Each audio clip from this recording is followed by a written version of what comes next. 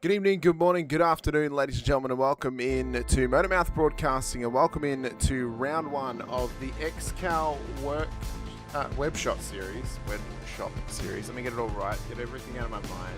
The XCal WebShop Series for 2026, round one here this evening, as we are at Charlotte Motor Speedway, of course, the home of the Coke 600, one of the longest nights in NASCAR. And we come in tonight with street stock action with some very rare rules amongst this series. It is going to be one hell of a hoot across the year as we go racing for 30 rounds with this series. Hamish Brunner here with you alongside Jake Reeves here this evening. Jake, it's big pressure tonight as we head out to America's home for racing with no pit lane speed limits under green, and well, these street stocks are a real handful at times. We could be in for some chaotic yet memorable moments across this season. Yeah, I mean, absolutely. Hamish, this is going to be interesting. Obviously, you mentioned it right there. No pit road speed limit. The last time this track saw no pit road speed limit was whatever the hell that NASCAR had the All-Star weekend here at Charlotte Motor Speedway, because that's how they used to do the All-Star qualifying. But, mile and a half, Charlotte, everybody knows Charlotte, and just about everybody that has raced on iRacing or has watched a race knows 100% about street stocks and knows what they got. If you've raced these street stock on here, you know that these damn things are a handful. They're hard to drive. They just absolutely, to a certain extent, they suck. To drive anyway. Hamish, this is going to be interesting. It's going to be action-packed. We've heard about this league, or at least I have, and I've heard it's action-packed. I've heard about all the action, all the craziness, the beef that we sometimes catch out of this. I cannot wait to get this started up. Oh, it's going to be so much on offer for us this season, and I'm super excited as well. For those who don't know what XCal is, of course, it's iRacing's premier street stock organization. And as I said, we're in for the 2026 season of the WebShop Series. Tonight we have the XCal Racing 420 season opener, of course. Charlotte Motor Speedway, there's a 45% fuel cap this evening, no quick repairs, $40 entry fee from these drivers, so there's big money on offer for them this season. There's 4 additional sets of tyres, and already we're up to above $725 in the purse with tonight's series. Rob Colgan's with us as well to give us some information. And I was told, Rob, last year the series gave away, I think it was over $16,000 in prize money. Is that? It sounds like a ludicrous amount, but is that correct? I mean, that's massive. Yeah, they got a lot of money on the line. They've changed things for this year, actually, for drivers to have more chances to make more money. So I started here with XCal back when it was $2 Tuesdays. The purse was very small. Now it's grown. It's something big. It's also known as iRacing's Premier Street Stock League, actually. Oh, yes, Premier, sorry. Yes. Getting all my words mixed up as I read through my notes, but there's a small amount of pressure, I suppose, because it is such an important series and the drivers take it seriously. Sometimes they take it a little bit too seriously, and we do, get a little bit of beef between them because they're, if we could, Jake, I think we would definitely have some punch-ons in the pit lane here in the series. There is a lot of high pressure feelings amongst it. The hairs will stand up on your arms, and there may be some swinging in those rigs if they're not cautious.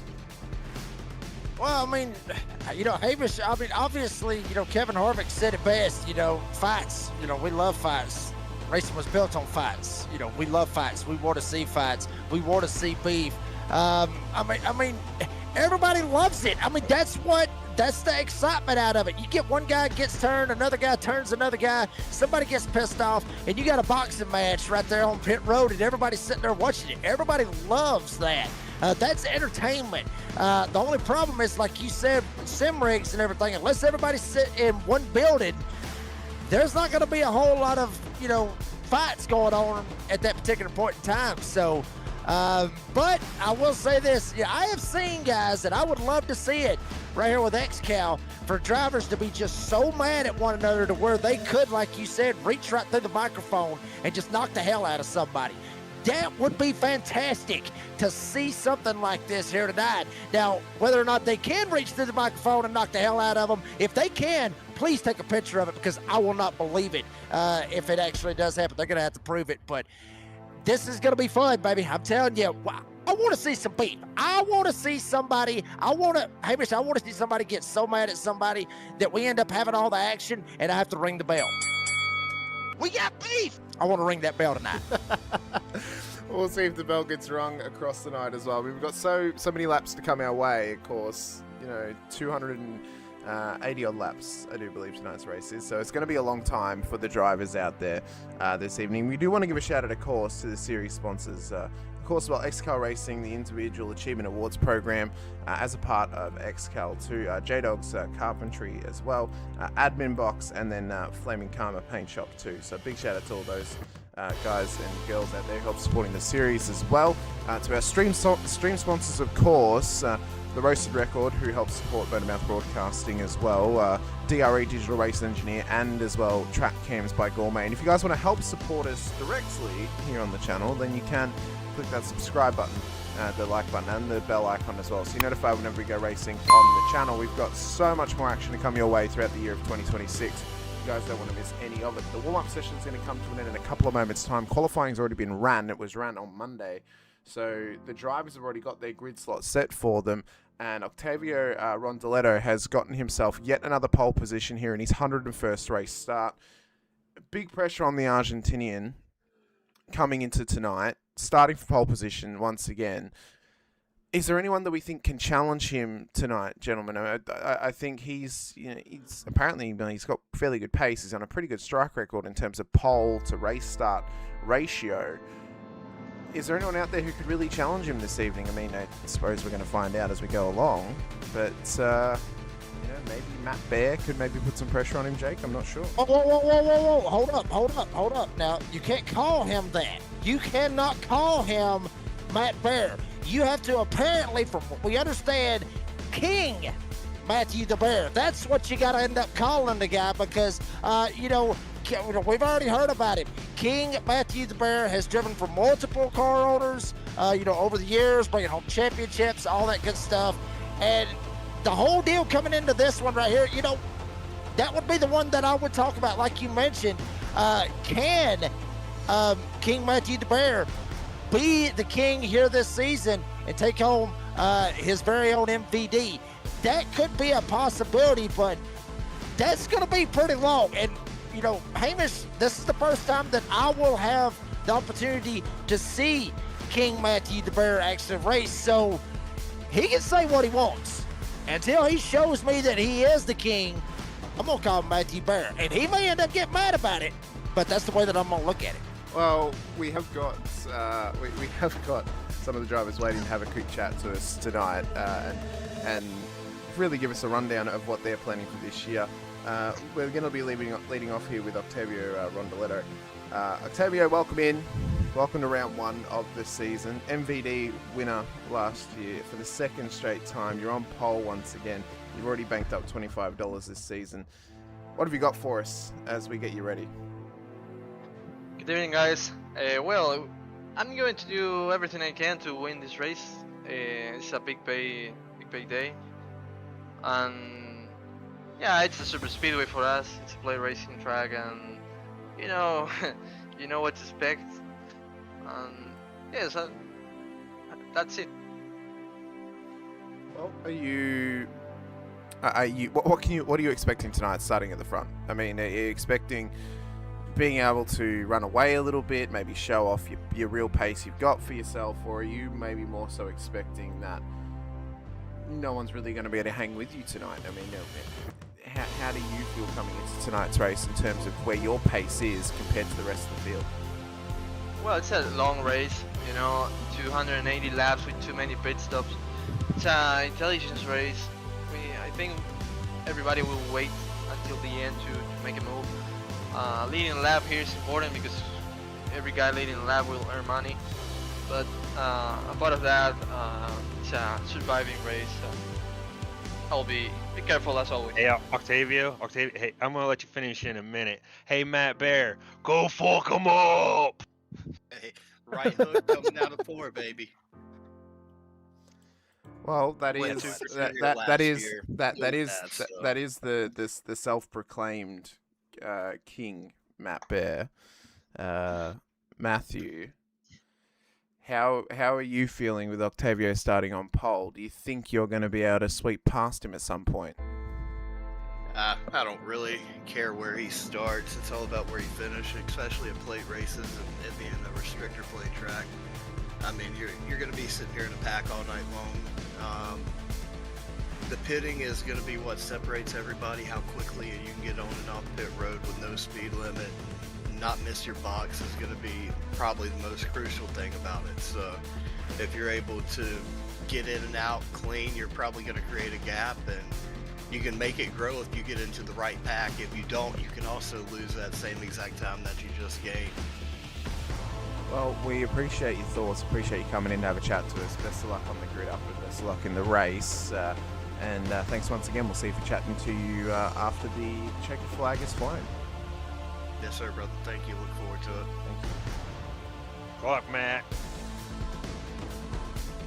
Well, as we get ourselves prepared for what is bound to be a memorable first round of the season, the starting grid will be as follows. Octavio Rondaletto will start pole position alongside the rookie David Malige, with J-Dog Seams ahead of Jared Mogard and Cody Rogers ahead of Ryan Seams. Jimmy Johnson will start ahead of Matt Bear, the self-proclaimed King Matt Bear.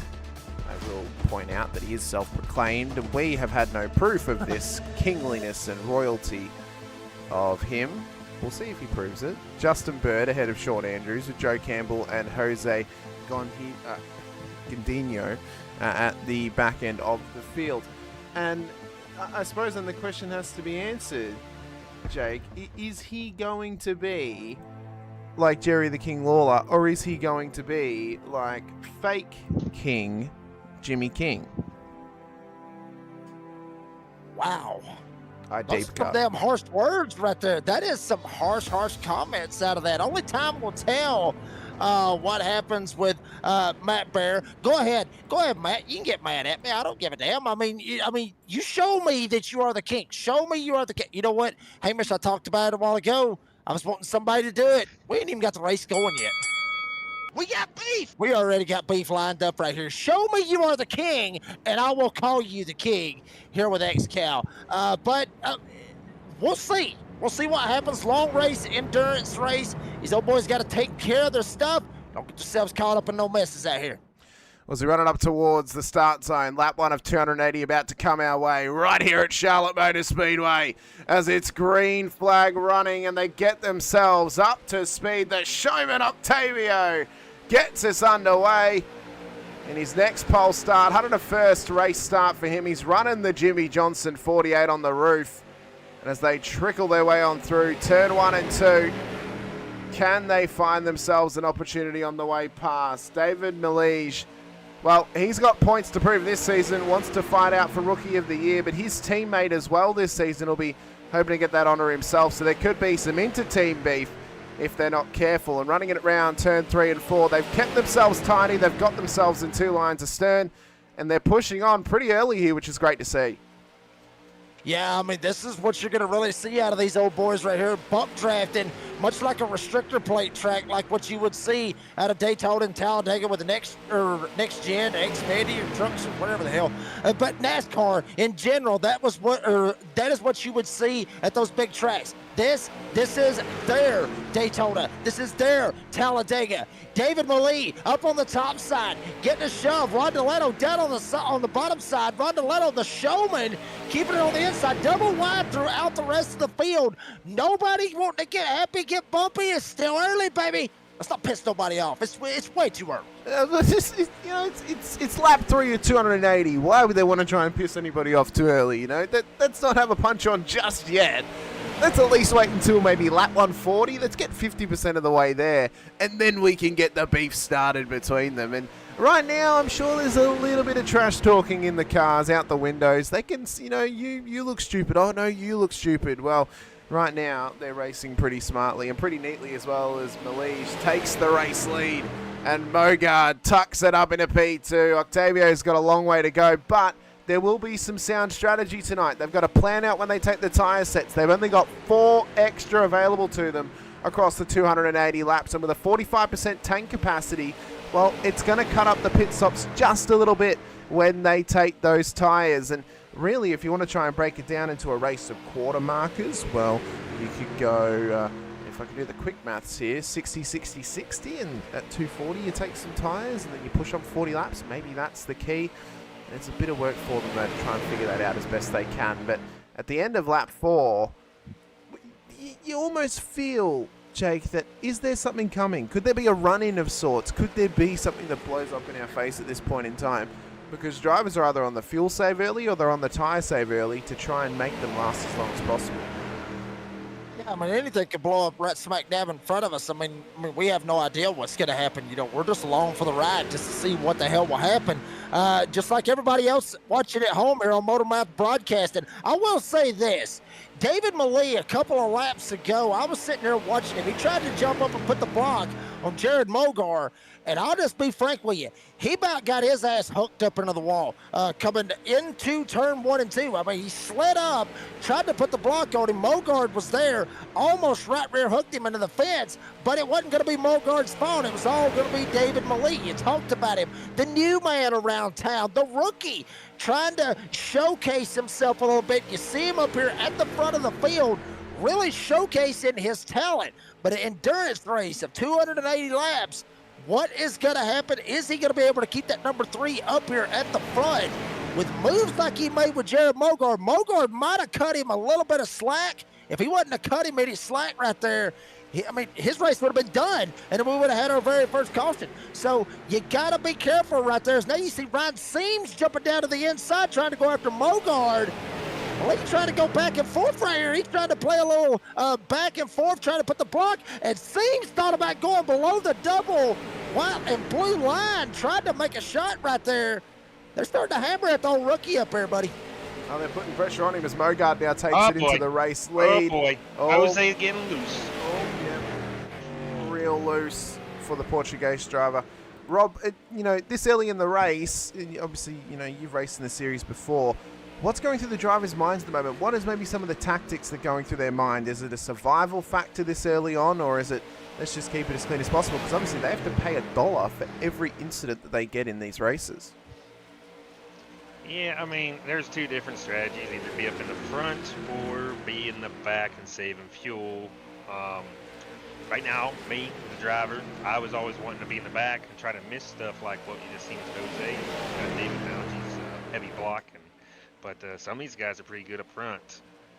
I mean, they've got some proper pace about them, but Algie, I mean, what I saw before from him when he was at the front, he was almost indecisive of what lane he wanted to be in. He was crossing over across the lanes, and that could be maybe some rookie error of, come on, I know you're dictating where the lane is, but have some prowess, pick a lane.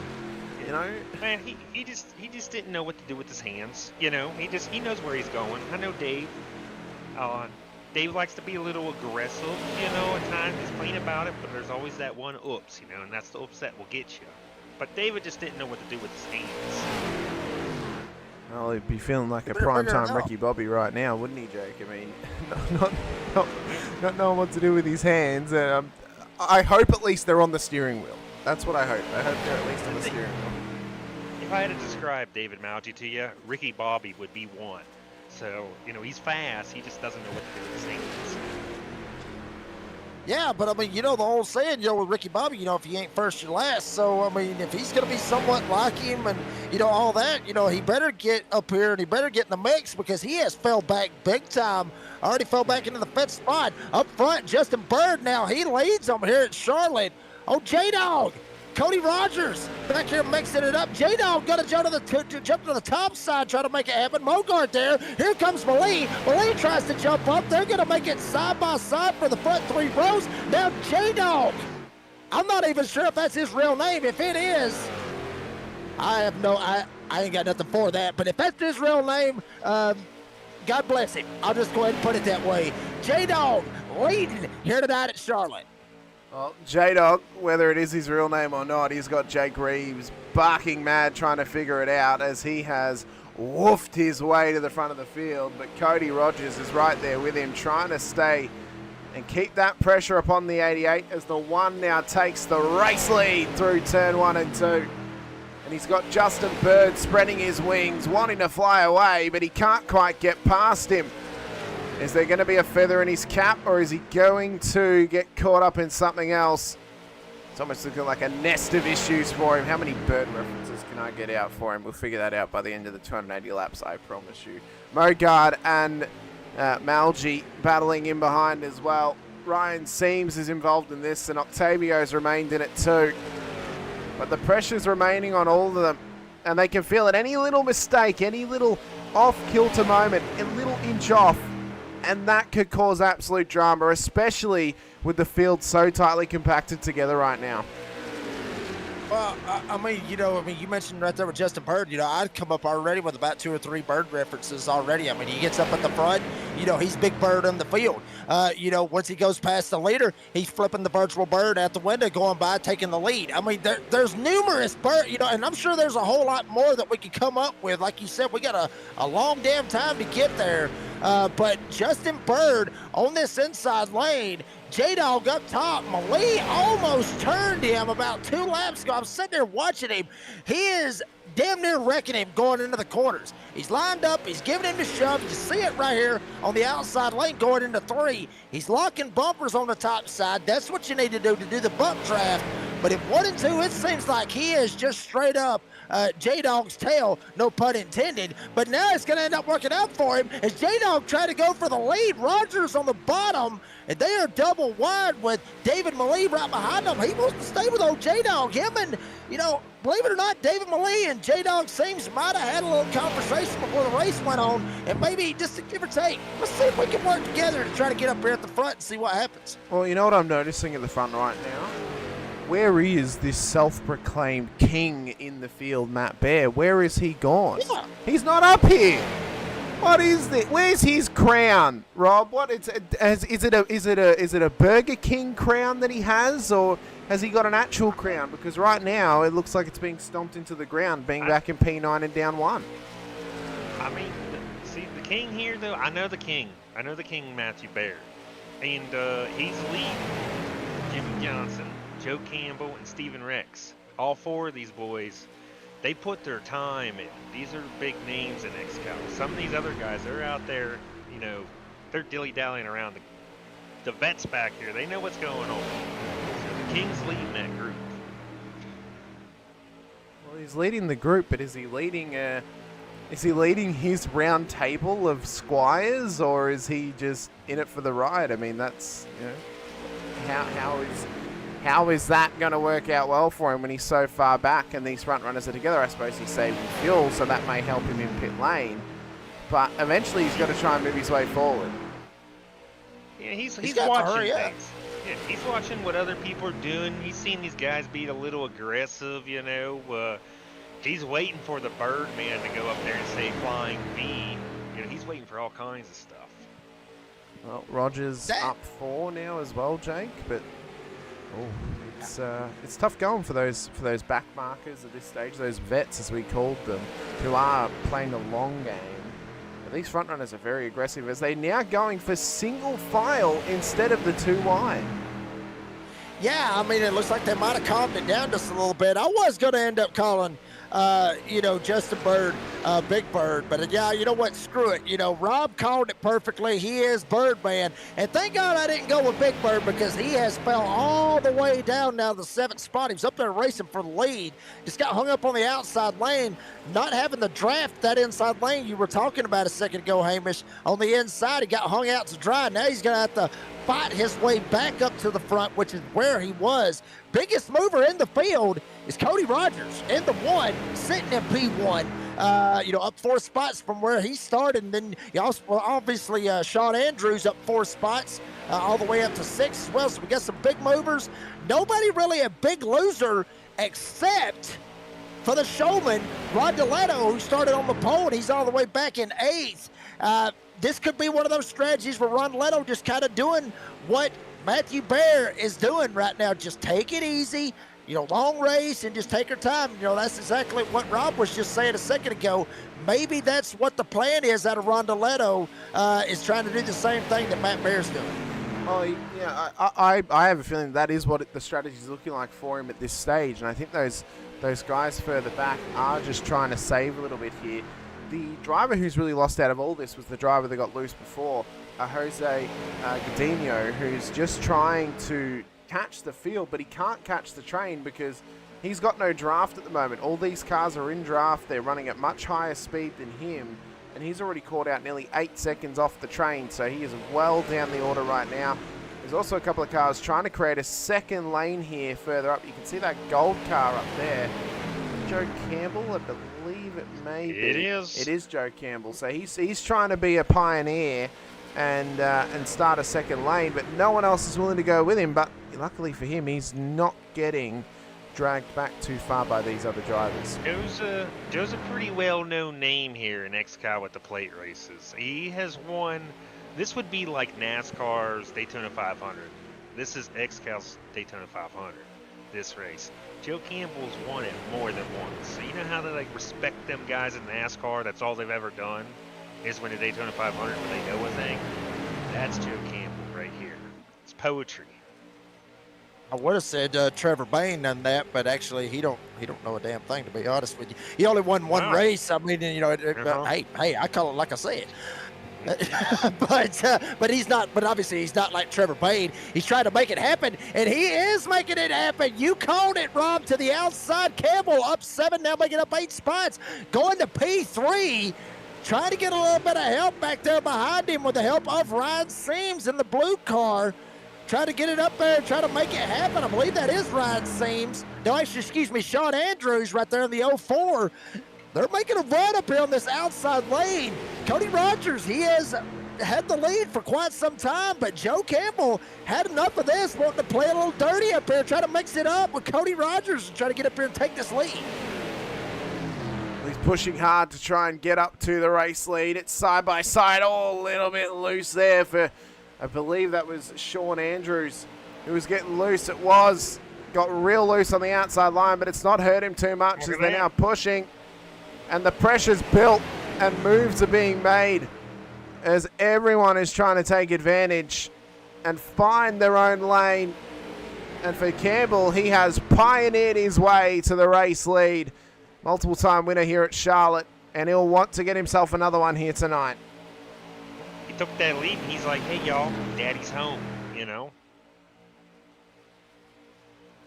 Well, as we run up. Usually, well, I was going to say, Hamish, usually when you hear Daddy's home, usually everybody either, oh, damn, back up and, what's going on? Either that or everybody just flocks right to him and says, okay, let's take a shot at it. Sean Andrews, mind you, is going to take that shot, go right around Campbell. He hooked up with him on the outside, tried to get the run, and made it work. Got Campbell up here. Now Andrews had enough of it. Both of them up 9 spots. Also mentioned the 70 of Stephen Rex up 8 spots.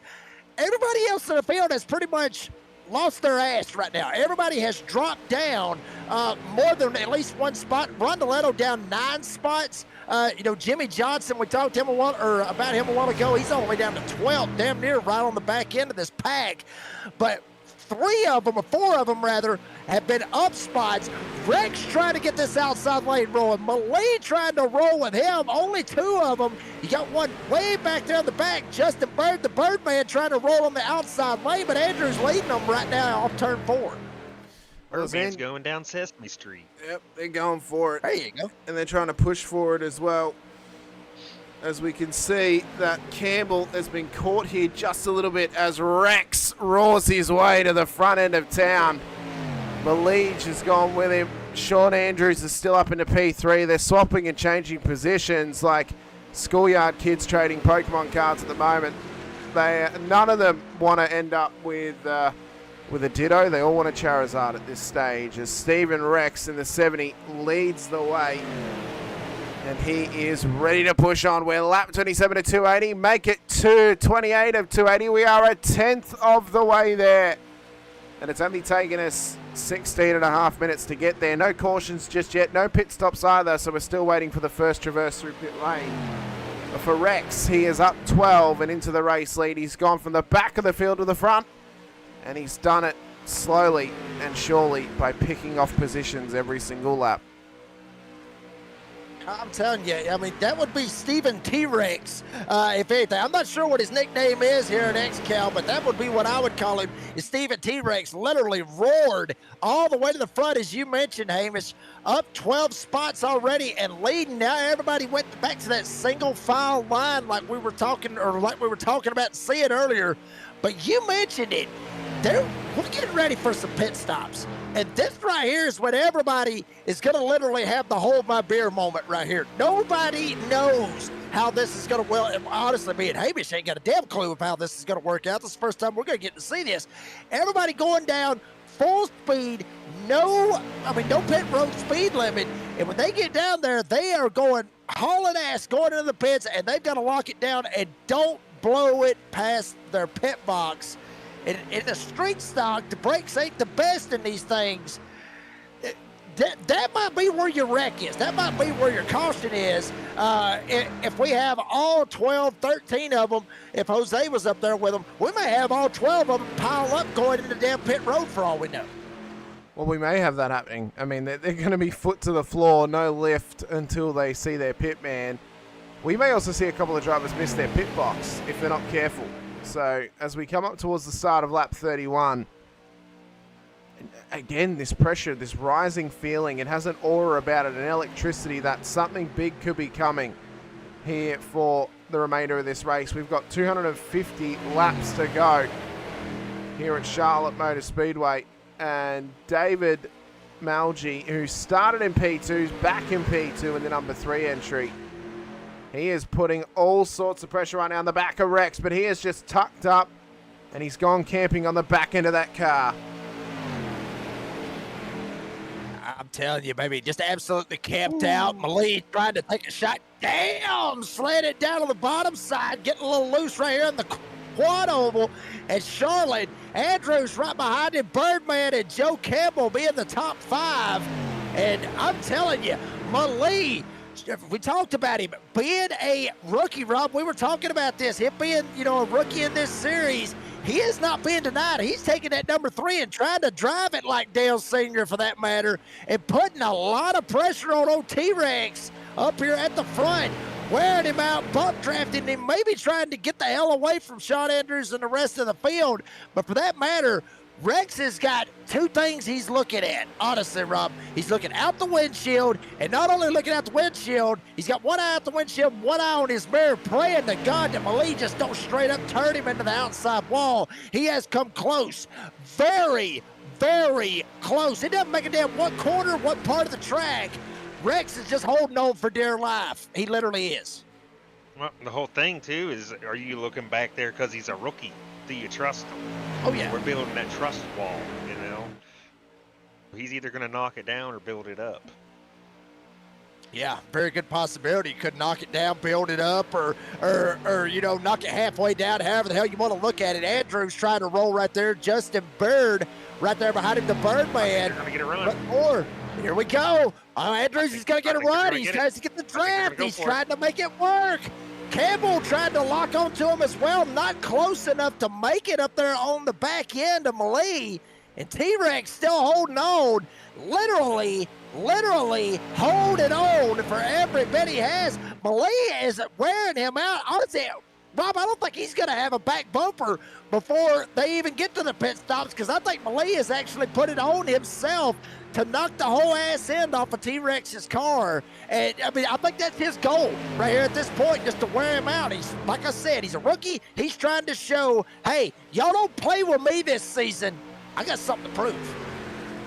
Yeah, he's just back there, I'm helping. And Steve's like, don't help too much, buddy, But, David Malgi, he's out here, he's trying to prove himself that he's a big dog also in the series as a rookie. Very good shot right here from Malee, trying to hold on. Every little bit he's worth. Everybody's still single file. Lap 36 on the board at 280 here tonight at Charlotte for XCal WebShop Series 2026 round 1. It is going to end up being a boxing match. Robert, we were talking about this a while ago with, the faces and everybody in here. And some of these guys has got egos. I've already found that out already, Robert. Some of these guys, they've got some egos. You look at the self-proclaimed king, Matthew Bear. He seems like he's one of those guys. He's just got a serious ego. And, but from what we've heard, he's earned it. But at least in my eyes, right now, he's still in that strategy of just riding back there and just taking care of his stuff. Like I said, he's got to show me something back there in the back. Yeah, he knows a thing or two about these races, though. We want them exciting. We want to see them excited and all that stuff. But you got to make it boring back there for yourself if you want to be survival of the fittest. So, I don't know. They're single file. Oh, look at this here. Oh, here we go. Full speed, everybody's speeding. Damn, we got a wreck back there in the back. Campbell, one of them going around. T-Rex sliding, slamming on his brakes, trying to make it into his pit box. Believe it or not, he didn't blow it. One driver did. Bird, I think Birdman blew it. I also believe Andrews blew it. Oh, he's still trying to get in his pit box. There comes Campbell. He's trying to get it in the pit box as well. Probably a number of others. And remember, Robert, it takes forever to change tires here in these damn street stocks. It takes forever to change 4 tires, especially if that's what they're shooting for, because this place does wear out the tires.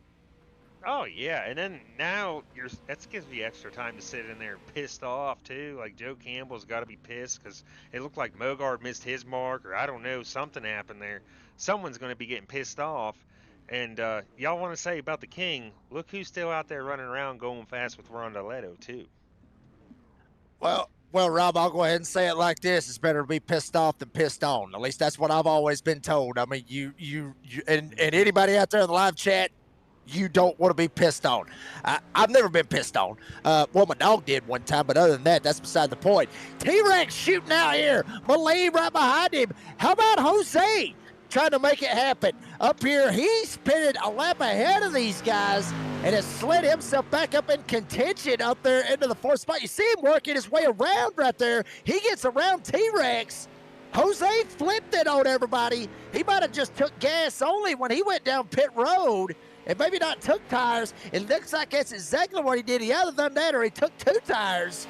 Jose, he's going to take the lead of this race right here. Jose actually is one of the smarter plate racers in XCal. You know how like in NASCAR, there's always that one guy up at the front at the end of the race? Well, that's Jose. It's like he's lost the whole race, and then at the end, it's like, where did he come from? There he is. We all expect it. So he knows a thing or two about strategy here. He damn sure does. And speaking of being pissed off and pissed on, Hamish, you back, buddy? I am back. I mentioned it before. I'm back. I had to let something out of my system because I was just so the gore of somebody to call themselves the King and not be leading the race off the race start was just, it was too much for me. It was too much for me, Jake, and I needed a moment to take a breath. Yep, later. And the in quotes King, Matt Bear. P4 he's up for at the moment. But you're right, Jose Godinho has made the right choice. No tires at this stage at lap 40 of 280. He's only taken fuel. 45.55 seconds was his pit stop time. So I think that's actually a really smart play. The reason that I think that's such a smart play is he is going to offset his tire sets. Everyone else has taken them on lap 40.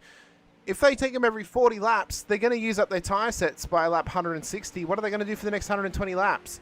Jose is going to try and push this out. He may try and get it out to roughly lap 60 or 70, and then that's when he'll take his first set of tyres, it seems. So I think he's offset it quite nicely. He's got 4 in his back pocket still. Everyone else only got 3. So I think he's playing the smart strategy here of playing the long game more so than the short game, and trying to get a long-term gain more so than a short-term gain here. Yeah, and obviously...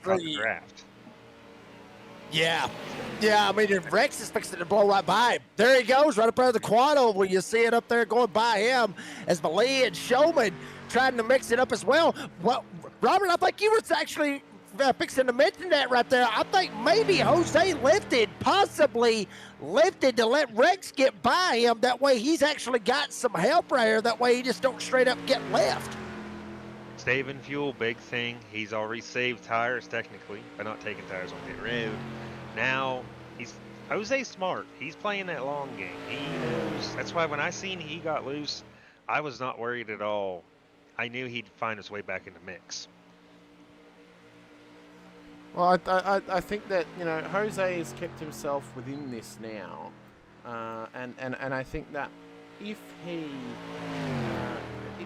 he hadn't have planned for this when he made that mistake, then he would have been nowhere. So I think he probably used those 30-odd laps after that incident that he had to plan out, right, what's the strategy play going to be now? I can't take tyres, I've got to be able to make up 7 seconds. So let's just take fuel, let's gain bulk time, get track position, and see how that plays out for me later in the race. And I think that was a pretty sound strategy for him, because now if he has good lap pace and he can get into a draft, which he's obviously got some draft now with Stephen Rex, this will drag him forward and actually offset the strategy to everyone else, which will give him some sound benefits comparatively to those who took tyres early and may have lost out on some draft, i.e. Sean Andrews or Joe Campbell, who's still in pit lane.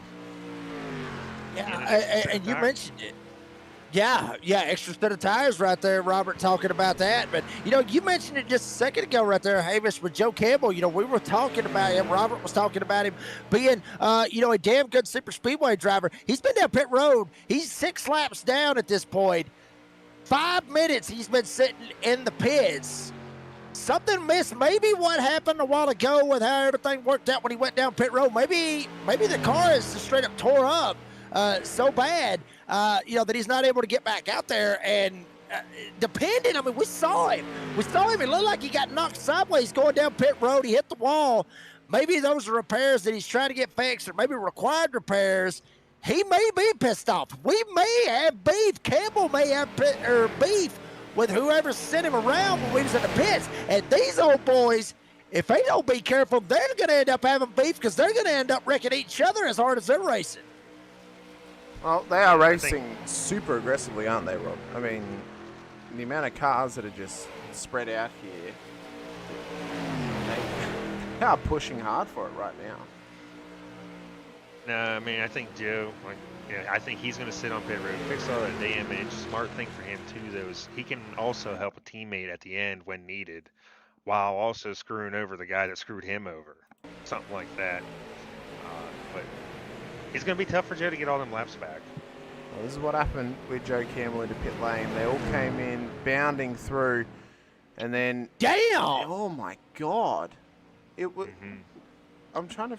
Was that the... Let's figure out who that was for a second here. Just I thought it was Mogard. Yeah, I think it might have been. It was Mogard. It was Mogard. I just don't know. Did Mogard get hit into him? No. He drove... So he drove around the outside. So let's watch this back again, and we can get a better view of it. So as they're coming into pit road, we'll watch Mogard's car, that black and almost bone-coloured car, and he tries to overtake into pit road, and then Campbell gets a bit loose, and they have it coming together. See, that would even piss me off more, looking back at the replay, because he didn't need to send it that hard on the outside this early. That's first round of pit stops, you know what I mean? Maybe last round, we're chomping at the bit, try to get that extra bit, but he's a little unnecessary, I think, early. I agree. I think, I mean, yes, I know they're coming in at full pace, and there's really no pit lane rules. Obviously, there's no pit lane rules on speed limits. I'm unsure about the rules on if you can overtake in pit lane, but for me, there's often a gentlemanly agreement or a driver's agreement of you don't send it in at pit entry and try and overtake someone, because often it ends up in tears. And at that time it has, because it's ended up in Joe Campbell in the wall, and Mogard's continued on. And for me, I just think, especially so early on in the race, it's not needed. It's not on. And for Mogard, again, wait till your last pit stop. Like, don't do it in the first one. Yeah. I'll tell you what. King. I'll just even it up. King. I'll just go ahead and even it up. As you see right there, King getting spread around right there, getting a little bit loose back there. Something might have happened right there with the King, self-proclaimed King. Matthew Bear, but going back to the Mogard deal, I'll go ahead and I'll just fresh it up at this point. We got beef. It was BS. It was BS how Mogard just went around there. That would have pissed me off, unlike Robert as well. Let's see what happened. The king, self-proclaimed king, he gets loose back there. You are a king. You cannot do that. If you are self-proclaimed and you are a king and you drive, you can't get loose. It doesn't matter who's up your ass like that. You got to hold on to it. You got that much skill. You got to hold on to it.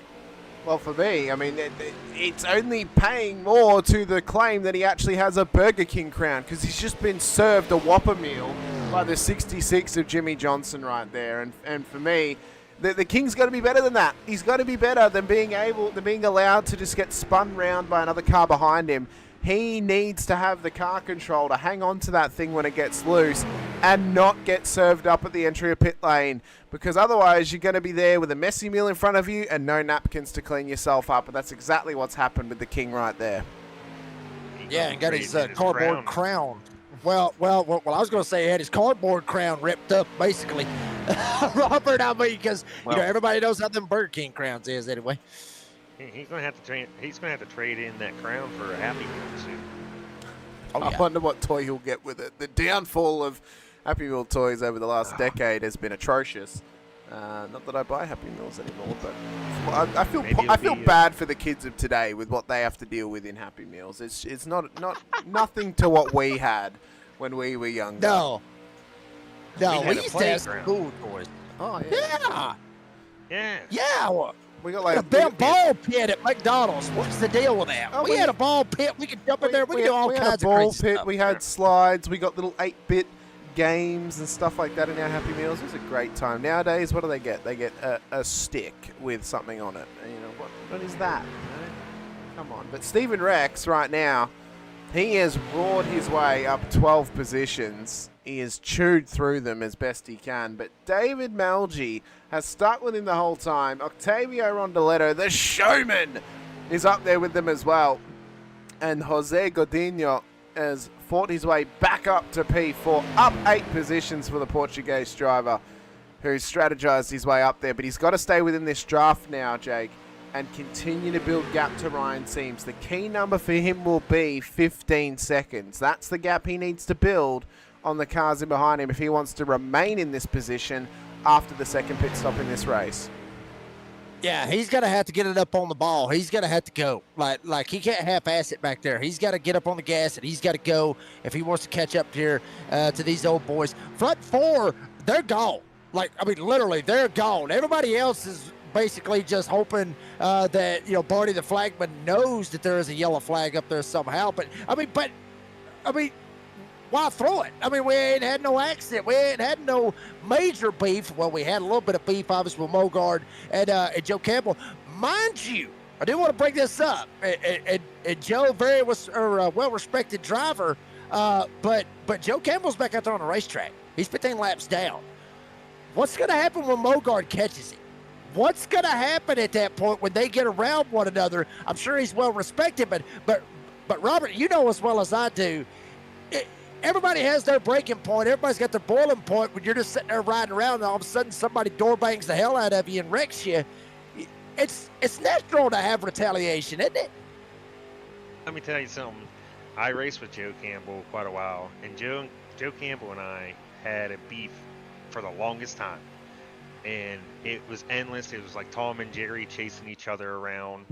So I know Joe well. Something's going to happen, so keep your eyes on it. I have a feeling there may be a receipt coming for there will be. For Mogard out there. Which one of y'all was Tom? Which one of y'all was Jerry, Robert? Just out of curiosity. I feel like I was more Jerry and Joe was Tom, because I would do something and then Joe would try to get back at me and it would work a little bit, but then it ruined it for Joe's. So that's like, I felt like I won a little bit more and Joe was always chasing me around. Kind of sounds like a Roadrunner and Coyote kind of situation, to be honest with you. Yeah, I ain't gonna lie. I was if you want the truth, I was the instigator. So, breaking news, I was Joe's instigator. I take full credit. Wow. That's unfortunate. It's unfortunate, Hamish. Yeah. Robert would do that to Joe. But hey, here I am sitting in the booth now, and Joe's still racing. So, guess who probably had more head injuries? Well, that's pretty accurate, actually. So, Yeah, who had more? I'm sitting in the booth. At this stage, Stephen Rex right now leads the way. He's been one of the fastest drivers out on track, actually. And I was just looking through before some of the stats we have. It's not going to show it now, actually, because it's behind the iRacing logo. So that's great. I'm going to have to adjust where that is positioned. But one thing we will say is about Matt Bear, he is the king of something. He has the fastest lap of the race, a 36.04. Rex's best time is a 36.21, so he's got to get those little arms and those big legs moving if he wants a fastest lap under his belt. Octavio Rondaletto is currently the fastest driver within the top 4 based on their fastest lap of the race, 36.09. David Malgi's done a 36.11, and Jose Godinho has done a 36.17. So that's the current pace, but Stephen is setting the pace for these guys right now. They're happy to be tucked up behind him, save some fuel, save some tyres, and push on as well. This is helping Jose Godinho, though. Yes, he's holding a 2.9 second gap over Ryan Seams and behind him, but he's saving his tyres well. He's not having to push the car too hard, and this will be helping him save some fuel as well. So if he can continue on this trajectory, he could find himself up some fairly decent positions tonight and into a fairly decent position on the road come the checkered flag at the end of this race. Yeah, I mean, honestly, Hamish, he was in the outhouse earlier on, and now he may end up being in the penthouse when it's all said and done, if it ends up working out for him. You mentioned it, with J-Dog Seams back there in the 5th spot, and, Rex leading this pack, and then obviously J-Dog leading that second pack. They're not gaining them, really. I mean, they're drafting, they're bumping, they're doing whatever the hell they got to do, but they're not really gaining them. Everybody's kind of running about the same speed. Well, actually, that lap, the lead pack ran a 36.2, and then the second pack, fastest one was a 36.5. So 0.3 faster, and they're just popping them off. They're just popping them off. They're just growing that lead now. At one time, they wasn't really growing it that much. As we saw all kinds of undercarriage work going on there for a second. Ryan Seams is within J-Dog's car right now. He is inside of him. That was off the gearbox, off of J-Dog's car. Okay. So, yeah, as Jose did pit. He did. So So he's come in early. I think this might be a bit something to too keep an early. eye on. Yeah, this might be a bit too early for him, but I don't know how I feel about that strategy, because now he's out of the train. Now he's not going to get any of that gain. He needed to go as long as possible. And if his fuel is run out at this stage, you then have to question, well, why have you come in now? Why didn't you just push on? Or why didn't you put enough in last time? It's not a strategy. We'll see if it pays off for him. Campbell's back in as well. Yeah. I've just seen too. Oh, that car. That car has got Damn. some damage on it. Oh, and he's calling it. He's calling it. What happened here? He had the king behind him. Oh, no. He had the king behind him. Has he just crowned him up into the wall? Oh, he has. Oh, my God. He Just has. hooked him. Oh. He hooked him. Oh, Joe gonna be more mad. Joe gonna be more mad. Well, If Joe wasn't already pissed off, he is going to be majorly pissed at the quote-unquote self-proclaimed king, Matthew Bear, right he's there. he's looking more like a squire than a king, Jake. Let's just say that right now. He is looking more like a squire. No, he's looking like the does- Joker, if anything, at this point. That's true. Does that make Joe Campbell, though, more mad now at Mogard, though? Because had Mogard not done what he did, he wouldn't have been put in the position he was put in. So does that make him even more mad now? I think Campbell's gonna have sights on two people, and if he sees a caution come out, I don't think he's gonna be slowing up to safety car speed. I think he is gonna hook, line, and sinker find them and just drill them into a wall. There's going to be some receipts coming from Joe Campbell. We're going to have to start calling him the accountant. He's going to have that many receipts this season, it seems. I like it. Yeah, Joe Campbell. I mean, he being the captain. I mean, yeah, absolutely. But I mean, to answer your question on that, yeah, I mean, I think maybe not so much on Mogard. Maybe on Mogard because Mogard put him back there in that situation. But when you have what's the word I'm looking for here? The arrogancy of King Matthew Bear. That right there, that might be the tipping point. So to speak, Hamish, because I mean that tipping point right there with the arrogance over dumb draft. Well, you know what? Hell with it. They're both pretty damn bad. You know what? Yeah. I think he's going to be the accountant. He's going after both of them next week. Oh, Mark my word. No. I don't even think he's going to go after him next week. I think he's going to go after him this week, next week, round 3, round 4, round 5, all the way out to round 30. He is going to have a target on their back for the next 29 rounds of the season. I can see that happening right now. This is going to be nothing short of the likes of Triple H home invading on Randy Orton. That is the level that Joe Campbell is now going to be targeting Matt Bear and Jared Mogard. And hell, if the whole field comes after him, he'll go against them 1 against 12. I mean, that is the thought process that Joe Campbell will be having in the back of his mind right now of how am I going to get these guys and how am I going to beat them this season into submission. As we begin lap 69, nice, of 280 here of the XCal WebShop Series, round 1 for 2026. I knew that would crack Jake. Oh yeah, 69. Love that number. Yeah, tell me why. Tell me why you think that I love that number. Everybody line it up out there on live chat. Why do you think I love that number? Just out of curiosity. It's a nice number. It's perfectly balanced. They're mirrored numbers next to each other. It's a great number. Flip them. Yeah, that's pretty good stuff. Yeah, you flip them. Yeah, you can flip it either way that you want to. You can flip it. You can flip the 9 to the 6, the 6 to the 9. You can flip it upside down. You can flip it on its side. I mean, you can flip it any way that you want to. It's going to look like a 69 literally every damn way that you can. Exactly right. And it always ends up with a happy ending, always too, as well. So yeah, I mean, absolutely. Unlike the 96, that often ends up very bad. J-Dog seems, Ryan seems. I'm just going to assume they're brothers by the fact that they have the same last name. Battling well at the moment, tucked up nicely between each other. This is a battle for P4 with this long train behind them. Jose Godinho has come out in amongst this. He is a lap down though, but he is in a draft train. So again, this could help him. He's not been left out on his lonesome here, Rob. He's amongst the field and he's amongst some drivers who are not too far away from the race leaders. He's realistically speaking going to be about as far back from the race leaders as he is now when he gets his lap back. He's not going to be any further back, so he could be corrected. What would it be, P8? He'd be corrected P8 right now? Yeah, I mean, Jose's just putting himself, like, he's picking it off little by little here. So whenever you get left out to dry in one of these plate races, you got to figure out, like, okay, reverse strategy here. How am I going to pick up whatever pack? So he's just chipping away. You're going to find him down there at the end. We stay green. I have no worry Jose's going to be up there. I'm sure he will.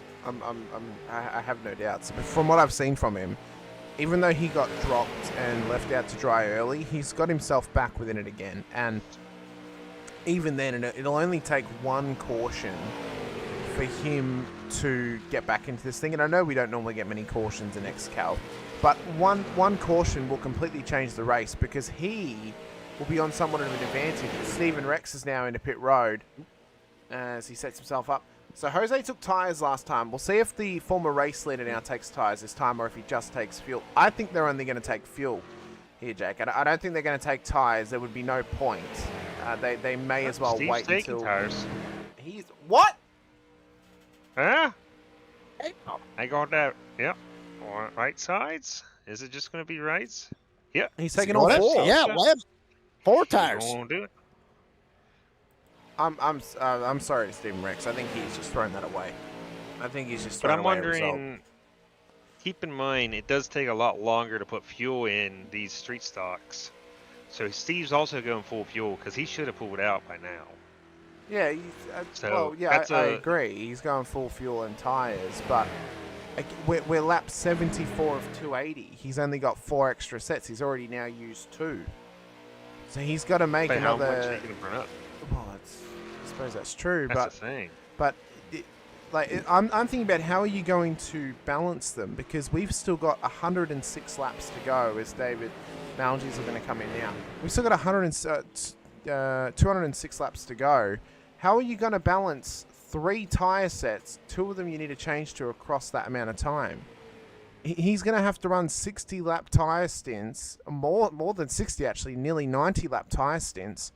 Or no, nearly 70 lap tyre stints, sorry. Look at this. Right. But a lot of the field's in, but he's going to have to run them long. What are they going to do? What's the rest of the field going to do? That will tell you that much. Well, there you go, J-Dog. He's taking lefts. Cody Rogers, he's taking them. Ryan Sims. Damn, Hamish. See, if I wanted a crew chief racing an XCal, and I know Steven Ricks, if I wanted a crew chief, I'd pick Steven Ricks. I'd do whatever he tell me to do. So I trust Steve. He knows something. He knows something that we don't know. Maybe that's how this has worked out. But what I have seen is Godinho, because they both took tyres, he's now still behind Steven Rex. So again, Steven actually hasn't counteracted Jose's pit stop. He has allowed Jose to be with him. And I'm putting the onus on Jose right now. I think Jose has got the benefit over Steven, and I think Jose is actually going to be the winner out of all this. As everyone has taken tyres who's been in, I think except for Jared Mogart, I don't think he's taken them. We'll see if Matt Bear and Jimmy Johnson do, as they are rocketing down pit lane. Oh, damn! Slid up. This is the thing too. With no pit speed limit, you could actually lose more time. People think automatically, okay, I'm going to gain time. It's harder with no speed limit at all, because you got a time stopping. Well, so it's pretty amazing with the time you can gain and lose with no pit speed limit. Well, that's true. Yeah, well, I mean, Robert, you're 100% right on that. Just there's so much more that could go wrong when you're full board sending it in there, rather than, oh damn, we got to lock it up. We got to lock it up and then just go pace speed.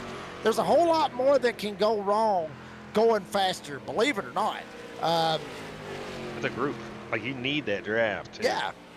So yeah, well, I was going to tell everybody to get their heads out of the gutters when I said that, but you take it for however you want. But anyway, but yeah, Robert, you're 100% correct. Right? I know what you mean. So, they know what we mean. That's the big thing. I was wondering, Oh Lord.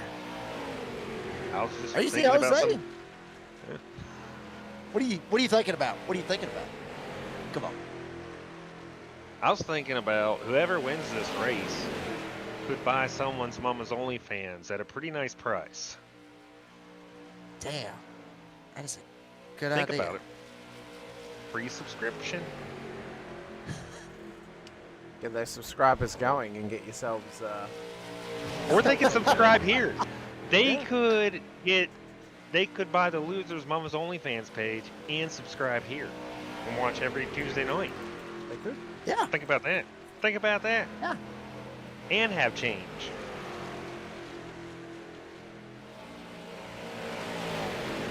Well, I like that website. That's good. It's a good website. It really is.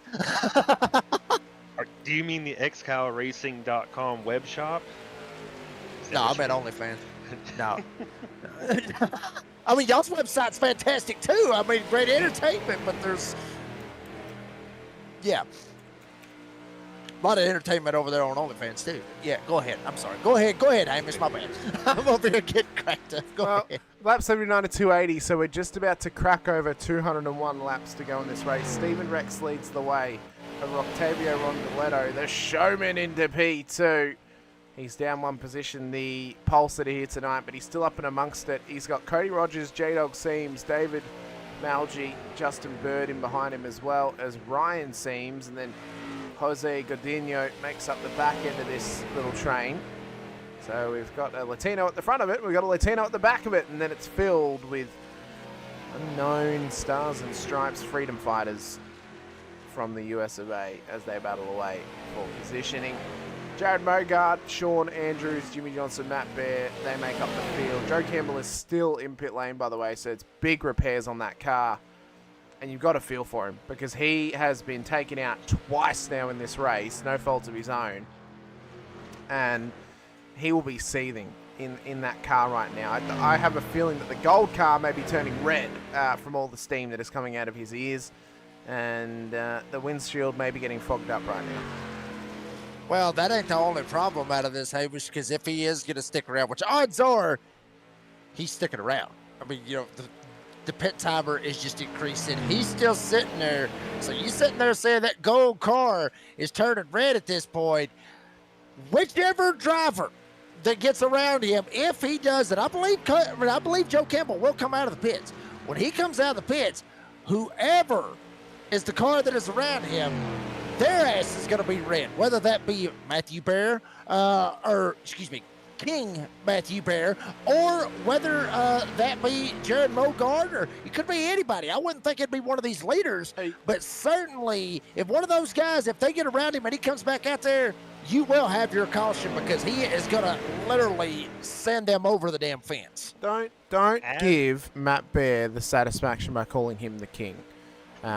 Jake, he has not shown us anything royal this evening. No. The only thing he has done is royally screwed over Joe Campbell by putting him into the wall. That is the most royal thing he's done all night. Right now he sits P12. He's 17 seconds off the lead. How royal can you be? That is not royal. I can say as one time as Joe's instigator. Okay, if I instigated Joe and I still seen him sitting in the pits the whole race, I would still wonder, when's he going to come out here and get me? So I'm just saying. I'd be worried. Well, I'd be really I see him down there in the Discord chat. I mean, what do you think, Robert? You think we could pull him up here and maybe get his insights? What do you think? Hey, I mean, if you want to, I'll talk to my old buddy Joe. I know what's going on. Let's see how pissed off he is. You know what? Well, I mean, I'll instigate some more. Let's see. I'll bring him up here. Let's see what's happening. Hey, Joe, what's going on? I think Joe what the hell you think he's going on? He's sitting in the pits. I mean, that's what it is. He's gone for a chicken sandwich and a tinkle. That's what he's gone for. He is sitting in the infield eating a chicken sandwich, planning his destruction of Matt Bear and Jared Mogard. But he's living up to his name. He is silent. That's what he said. He damn sure is. I guess we'll send him on back down there, I guess. Maybe get him later. You don't want to talk. Yeah. We'll see if we can get him later. We have got Gerald Poole in the green room, though, wanting to have a chat to us. Let's talk to Gerald. He's been watching along with us all race. Hello, Gerald. Welcome in. This is a developing scenario tonight. Obviously, we've talking about it at nauseum. How royal is Matt Bear really? Come on. Are you asking me? Yes. Yeah. I don't see no one else around. Argue with what Matt thinks of himself. Well, he sounds like more of a dictator than a truly, sworn-in king. Well, if he was a king, he'd be winning right now, and he's not. Well, it's a plate race, bad things happen at plate races. I mean, I've been a team owner. This is my fourth season, and bad things happen at plate races. Well, from what we've seen some pretty good battles happening all throughout the field, but we have obviously seen some pretty horrific moments for some drivers as well. Oh, yeah, poor Joe. Yeah. Oh, it's 2026 has not started off well for him, has it? It's really not started off well. Joe's won this race 3 times. So his 3 XCal wins are at Charlotte, and I was actually the spotter when I was with J&S in 2021 when he won his first XCal race, which was here at this race in Charlotte. So I'm sure he's mad. I mean, I literally have a T-shirt that says, I raced in an XCal feature race, and all I got was yelled at by Joe Campbell.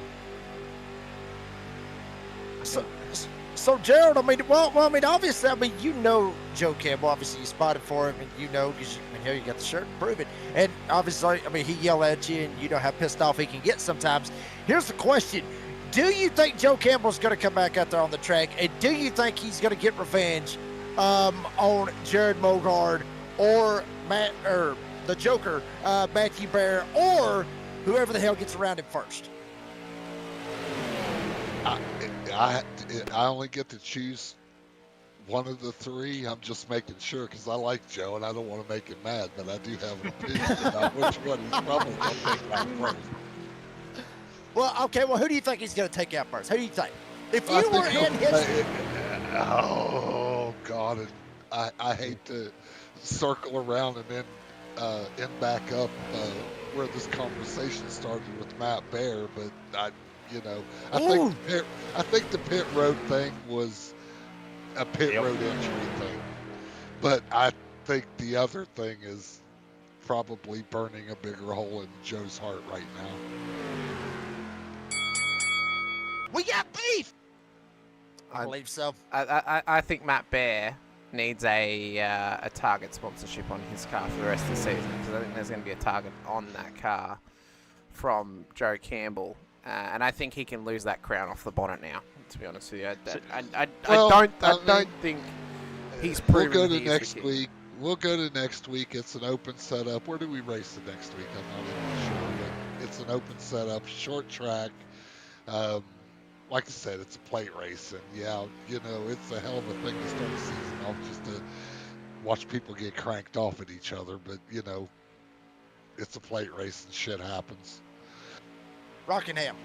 Next race, Rockingham. Oh, that beautiful bumpy place. Yeah, it's bumpier than crap. I wish they'd give us the new flatter version. I might try it, but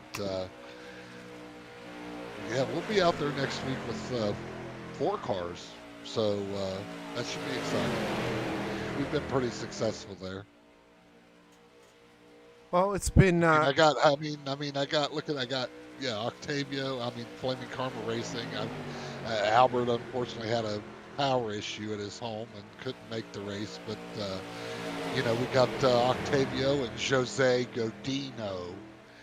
I was going to say that out loud, so you caught it. It's Jose and Godino, not EO. So, but yeah, we're up there. We're hanging well. We got, we're just playing the game right now until we get down to the end and see what we can do. Well, we'll see how it pans out for your team and everyone who's involved with that team and trying to do well. Octavio did well to get the pole. We'll see if we can get the race win tonight too. We've got less than 200 laps to go now. Thanks so much for coming over to chat to us, Gerald. We appreciate it. Best of luck to your drivers out there. Thanks for all you do, and we'll talk to you later. Well, heavy opinions, but Matt Bear definitely has a target on his back now, Jake. I think we can agree, and we may need security to get him out of Charlotte and get him out of here pretty swiftly, because the fans may even turn on him and start throwing trash at him as well, because he is going to be a targeted man for sure. Yeah, if I was Jimmy Johnson and and Sean Andrews, I would try to get the hell away from him as much as I possibly could, because he's already got a hold of obviously Joe Campbell and set him around. What's he gonna do? Look at him; he's already up the back end right now. Jimmy Johnson already trying to get him a little bit out of shape already and everything. I would not be surprised to see something like this happen out of Matthew Bear to try to get into Johnson or somebody like that to try to produce a caution to get himself back up here, at least with the lead pack, because the lead pack, they're gone. Jose, thank you very much for that one, Gerald. But Jose sitting in the 8th spot, top 8, all of them. There you see them, single file on the racetrack. Look Joe who's on track. Oh my God! Oh my God! Holy hell! Come get him, Joe! Get him! Set him up, Joe! Come on, baby! Where is Jared Mogard? He's all on his lonesome, and Matt Bear is how far back is Matt off of that pack? Because that's where Joe is right now. He is 18 seconds off the back of this pack. So for Joe Campbell, he has to make a choice now. Does he slow up and try and get to Jared Mogard, or does he slow up and try and get to Matt Bear? Because Jared will be the first driver that he finds. Because he's about 11 seconds back. I agree. I think so, and I think that's what he's waiting on. He don't care. who did me wrong? I'm gonna wreck him. It don't matter who it is. And it doesn't make a damn how they wreck him. It doesn't make a damn how he wrecks them. But odds are he's going to hit him so hard because he is literally 47 laps down. It doesn't matter to him. He has no shot. No. Yeah, it doesn't make a damn at this point. I mean, he's got that frustration. You know, we were talking about it, Rob. You talked about it. One of the best super speedway drivers here with XCal, and then he comes out here and he gets screwed like that basically 2 times. Granted, you call the pit road deal, that okay, it is what it is. I mean, granted, like I said, it still pissed me off, but the Matt Bear deal, that would majorly piss me off. Yeah, I mean, I agree with you 100%. It's either one of those guys. Mogard's going to get to him first. If he can't get Mogard, then he's just going to left, and odds are wait on Bear. And if he don't get Bear, he ain't tried. Just put it that way. If he don't get one of them, he ain't tried. Here's the other thing, though. If he don't get Mogard, but before he gets Bear, I don't want to be the next guy in between there that just even, looks at him the wrong way. Well, that's now, Jimmy Yeah. Johnson who would be in that position. Yeah. He is literally between both Mogard and Bear, so he is literally the meat in the knuckle sandwich that may be coming for Matt Bear and Jared Mogard. There's been previous beef with James Johnson there and Joe Campbell too. There's been previous beef, so I just let you look out after that too. Well, I mean, Robert, you know as well as I do, that beef, no matter what it is, honestly, I'll go ahead and call it like I said. That shit lingers. It really does. Uh-huh. It lingers. That beef will linger over and over again. And even though you may sit there and say, hey, I'm good. Yeah, we're good. It's still in the back of these guys' minds. They're race car drivers, for God's sakes. I mean, they know, that it is in the back of their minds, and they will remember that stuff. And they'll be like, you know what? I'm still mad about that. You know what? Screw you. Bam. And just send them right up into the wall. It can happen. So we'll see how it ends up turning out. Obviously, Joe Campbell lost the lead draft, so now he's already sliding back, and next one he's going to catch is Mogard, and then Johnson, and then Bear. So, yeah, there's 3 targets right there that he could be aiming for. Well, he's got a little bit of time between himself and Mogard here, Rob. So what does he do for is he just going to have to wait until they finally get to him, and then he strikes? I mean, it's a long time to be seething. A lot of aggression can be built in that time. Mogard may just want to hang back here and not catch him at all. I think though Joe's smart enough. He's gonna linger back. Joe's not just gonna come up. He's almost gonna make Mogard wreck himself. So he's gonna trick him into making a mistake. Joe's just not gonna blatantly just come down here and wreck. But it is gonna be funny because now they're gonna be afraid to pass him. Build an aura around yourself, and no one will want to be near you. And it'd be good if he's in a race-winning position, because they won't want to be near him, and they won't want to go past him. So this could be setting himself up for another win later on in the season.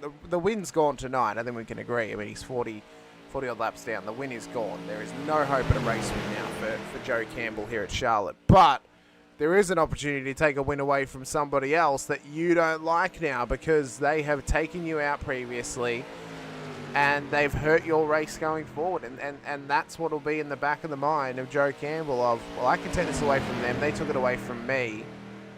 Let's get them. And let's scare them into hurting themselves. And sometimes the fear of something happening will affect you more than something happening itself. So I think Joe's going to try and pull a bit of a smart one here over them. Yeah, he'll trick them into a mistake. Yeah, I mean, obviously, that's what he's going to be aiming for, obviously, just like you said, you don't want to just blatantly go out there and get somebody, but it really depends on how mad you are, though, Robert. I mean, it depends on how frustrated you are. I mean, I mean, if it was a caution, you got spun around or whatever, and you went like 2 or 3 laps down, maybe you try to screw him up. He's got screwed twice. This man has got screwed twice in this race, and it's by stuff. It's by ticky-tack stuff. I mean, stuff that, could have been avoided by a mile. Both of them could have been, and, Campbell ain't going to play like that. I don't think Campbell will play like that, to be honest with you. Nah, he won't. I mean, and it's a long season. Joe knows that, so he has that upper hand all season long. And it does run in the back of your mind as Bear and Mogard. When's he going to do it? Because Joe's smart enough. He might not just do it now. He might not do it next week, but it's coming. Yeah. Well, I mean, Rob, you mentioned that a second ago with this being the season opening race.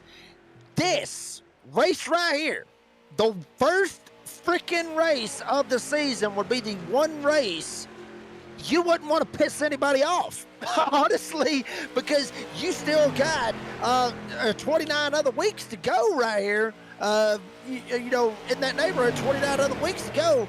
You don't want to start off on the wrong foot of already pissing people off, and knowing that now you got to look over your shoulder, no matter how much arrogance or whatever the case may be. You don't want to be in that situation, have to worry about that. Yeah, some do. I got Steven Rex. He's coming down to pit again.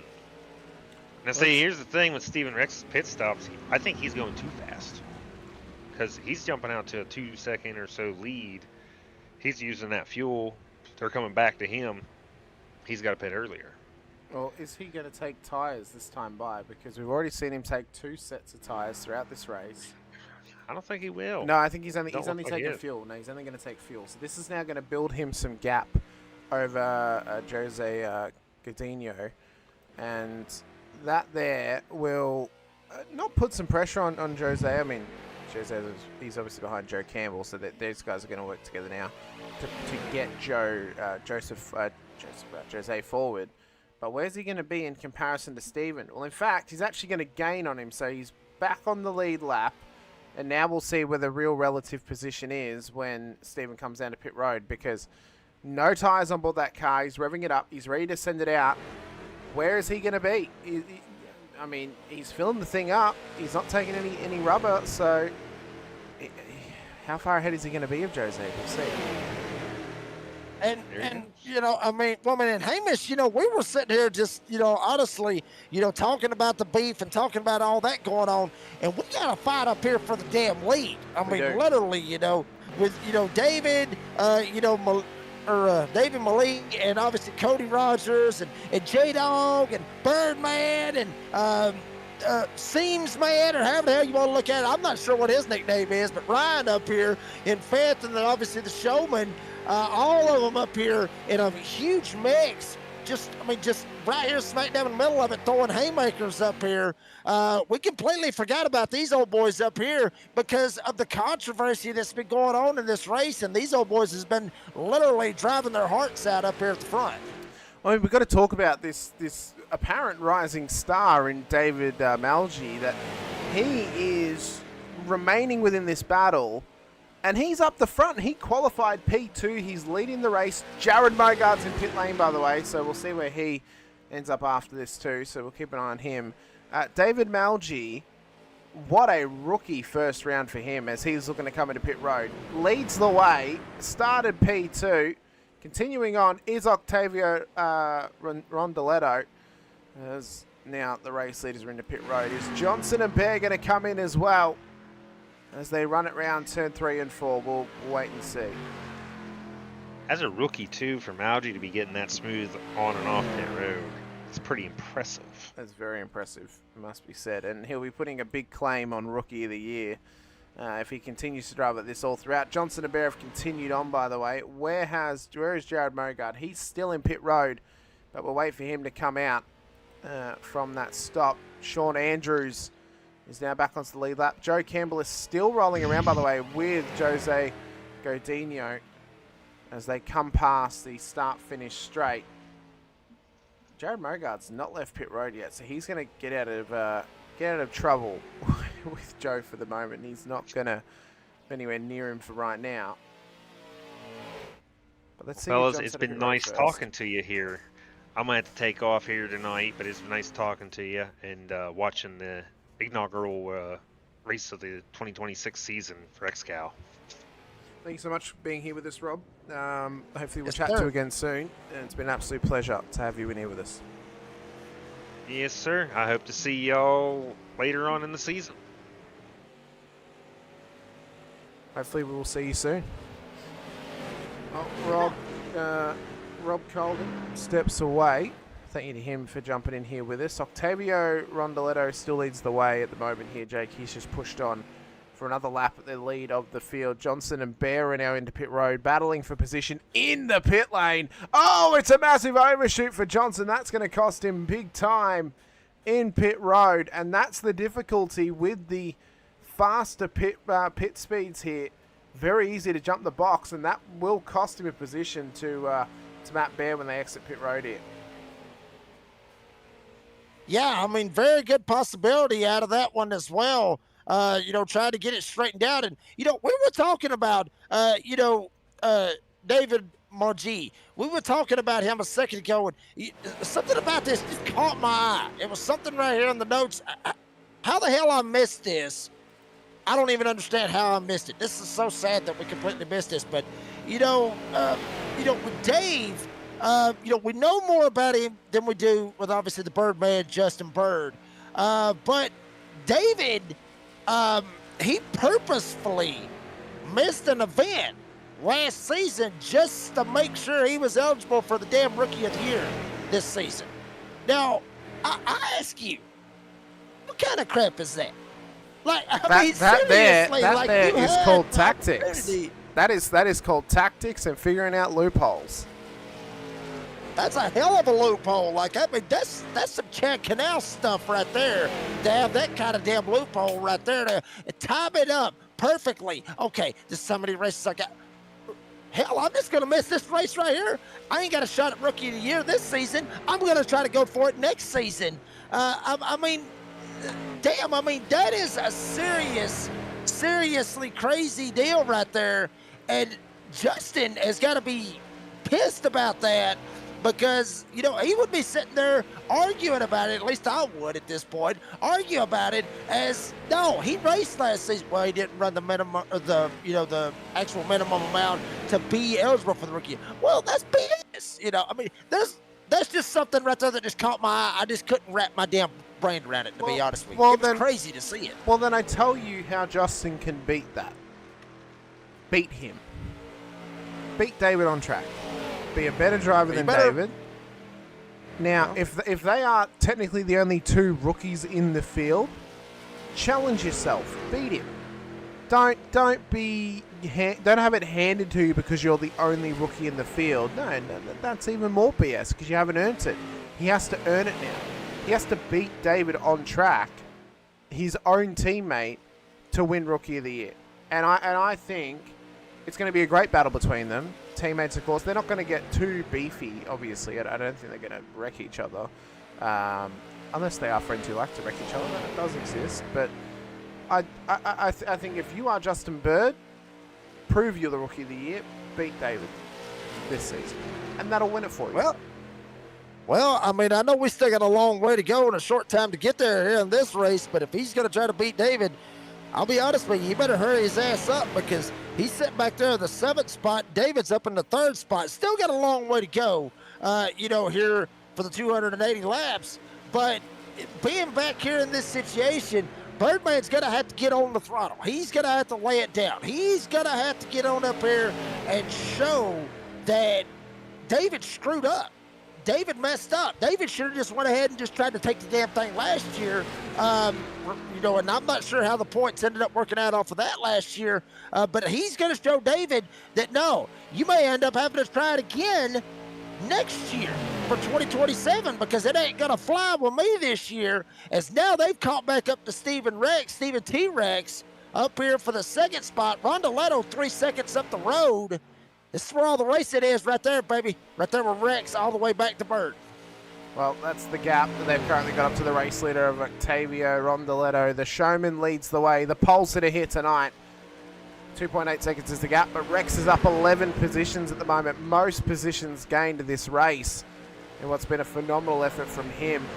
We're still keeping an eye and waiting for word on if and when Joe Campbell is going to be around Matt Bear or Jared Mogart. He's nowhere near them right now. We're not even at the 50% of the way mark. I mean, we are not even at 50%. We're only at lap 120 of 180. We've still got another 20 laps before we're even at 50% of the way through. And we've already been racing for an hour and 15 minutes and a little bit of change. So we've still got a long way to go. And this is, these are going to be long broadcasts this season. They're long races as well. But, it's good for us because we get to see some great racing. We also get to call out drivers on their, let's be honest, BS when they pull it off. We've been given the go-to by the owner and operator of the league in Aaron. Yes. He has given us the go-to to lay it thick if it does happen. And I think we've laid it on thick pretty well tonight. I think we've done well. We could have said more. We could have said more. We really could have. Well, we could have said a hell of a lot more, but let's not push it. Let's not push it. Let's not make enemies before we make friends. How about that? Well, yeah, it's the first race of the season. Let's not piss anybody off this quick. I mean, come on now. That would be a record if we were to do that. Although I have pissed off a driver within one race before, but they should have driven better. They should have driven better, and they wouldn't have been so upset with me. That's their own fault. They deserved it. That was the main thing, though. Yeah. So I got you. I want to say this real quick, Hamish. We were talking about this whole deal, obviously with Joe Campbell, where he's at, and where Matt is, and obviously, where Jared Mogart is, where all those guys is, and everything. Campbell is not going to be like I did at our racing official event, where you just wait on them, like literally lift out of the gas, wait till they get there, and you just wreck them. He's not going to do it like that. He's going to wait for them to come to them. I've done that. He's going to let nature do his work. He got protested. I got protested for waiting on somebody to wreck them. You did right, I did. Yeah, I got protested, and he deserved it. But the powers that be, when I got sent in for the protest, and I might have, after I wrecked him, I might have said some choice words like, told him to F off or something like that. I might have went that far with it, to be honest with you, Hamish. But that might have been honestly what got me busted and got me protested. But you believe it or not, I got a warning out of it. But I still got protested, but I got a warning out of it. Oh, I've seen somebody no break a corner before and drill someone, and they only got a warning. They didn't get banned for deliberately wrecking someone. So yeah, it's I've played that game before of wrecking somebody out of frustration. I just waited for them to try and come past me down the inside. Namely, in street stocks, in rookies, I waited for them to come up my inside. and this is on my current license, by the way. This is after I was already out of rookies. I did some rookie races for fun. I waited for them to come up my inside, and I just turned into the corner, and I hooked them as I turned the corner. And I'm like, well, he went for the move, and he was in my way. I didn't deliberately wreck him. He was just there. That's my Sucks lane. to be him. Lane. That's my lane. Yeah, it's my lane. Sucks to be him. Well, as we currently sit on lap 125 to 20, we've still got such a long way to go. But what we've already had is some fantastic racing thus far. And as I said, there's been some BS involved too. But you're getting a little bit of everything here tonight on the showcase here at Charlotte for the XCal WebShop Series 2026 in round 1-2. And we want to thank everyone who's joined us thus far for the whole evening. It's been fantastic stuff all throughout. I've had an absolute blast the whole way through thus far. And you got more of us. You got 29 more weeks of this combination. What an eclectic combo it is too. An Australian and a redneck walk into a bar, and the joke writes itself. Really, it does. You got 29 more weeks of that combination, and for this garden to flower of just horrible references that have no place in being on a race broadcast, but they'll crack you nonetheless. And then just some redneck conversations, I suppose, at times as well. And that's what you're going to get throughout this series. Mixed in, obviously, with the dramas and the narrative of the season too. That is all going to bring to us all throughout 2026. So be sure to hit that like button, to subscribe, the bell icon as well, so you're notified whenever we go racing on the channel.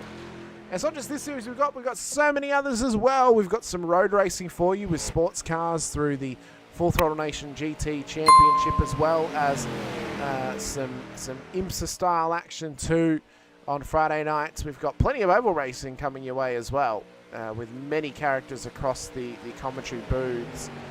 You guys can all be involved with it by subscribing to the channel. It's free, of course. Just helps support us, helps support the channel, and helps get us out there to more people, which brings more eyes onto the leagues that we're broadcasting, which will help the leagues, it'll help the broadcast, and it gives you more that you can watch. And the more eyes we can get, the more money we can make, which means we can bring you more things. So it's a win, win, win, win, win for everybody out there if you help us out like that. So it's a small thing in the small scale. It's a big thing in the big scale, though. So be massively appreciated. Sean Andrews is back in pit lane once again with a black flag this time. So Sean has done a naughty apparently, and now he's into pit road. So he'll have to. Well, I guarantee it wasn't speeding.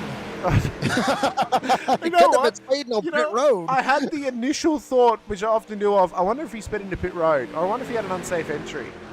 But no, it doesn't exist. There's no pit road limit. So he's obviously done. Surely there's no incident limit, and surely he hasn't hit an incident limit at this point.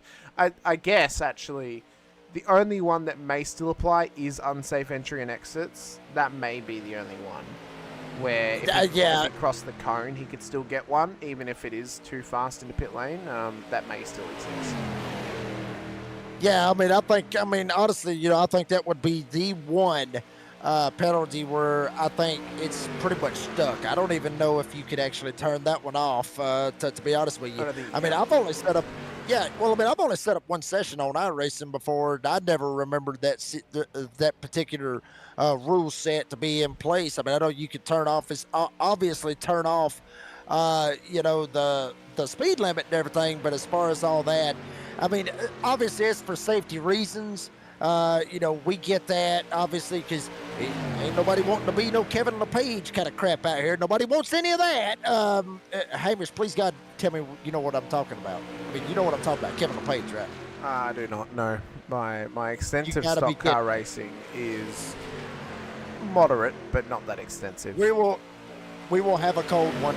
We will have a cold beer, and I will tell you about that. I will show you the video and show you just how stupid that really was. It was the craziest thing. And honestly, I think iRacing might have adapted to that and said, nah, with how racing does with the merge and everything else, it was crazy. It was at Talladega, by the way. It was at a 2.66 mile super speedway where they're going 190 miles an hour. Did he pit and then just come straight on at the tri-oval at Talladega? He came straight up in turn one with the field coming and caused a big ass crash. Oh, yes. Oh yeah. That's certainly a choice.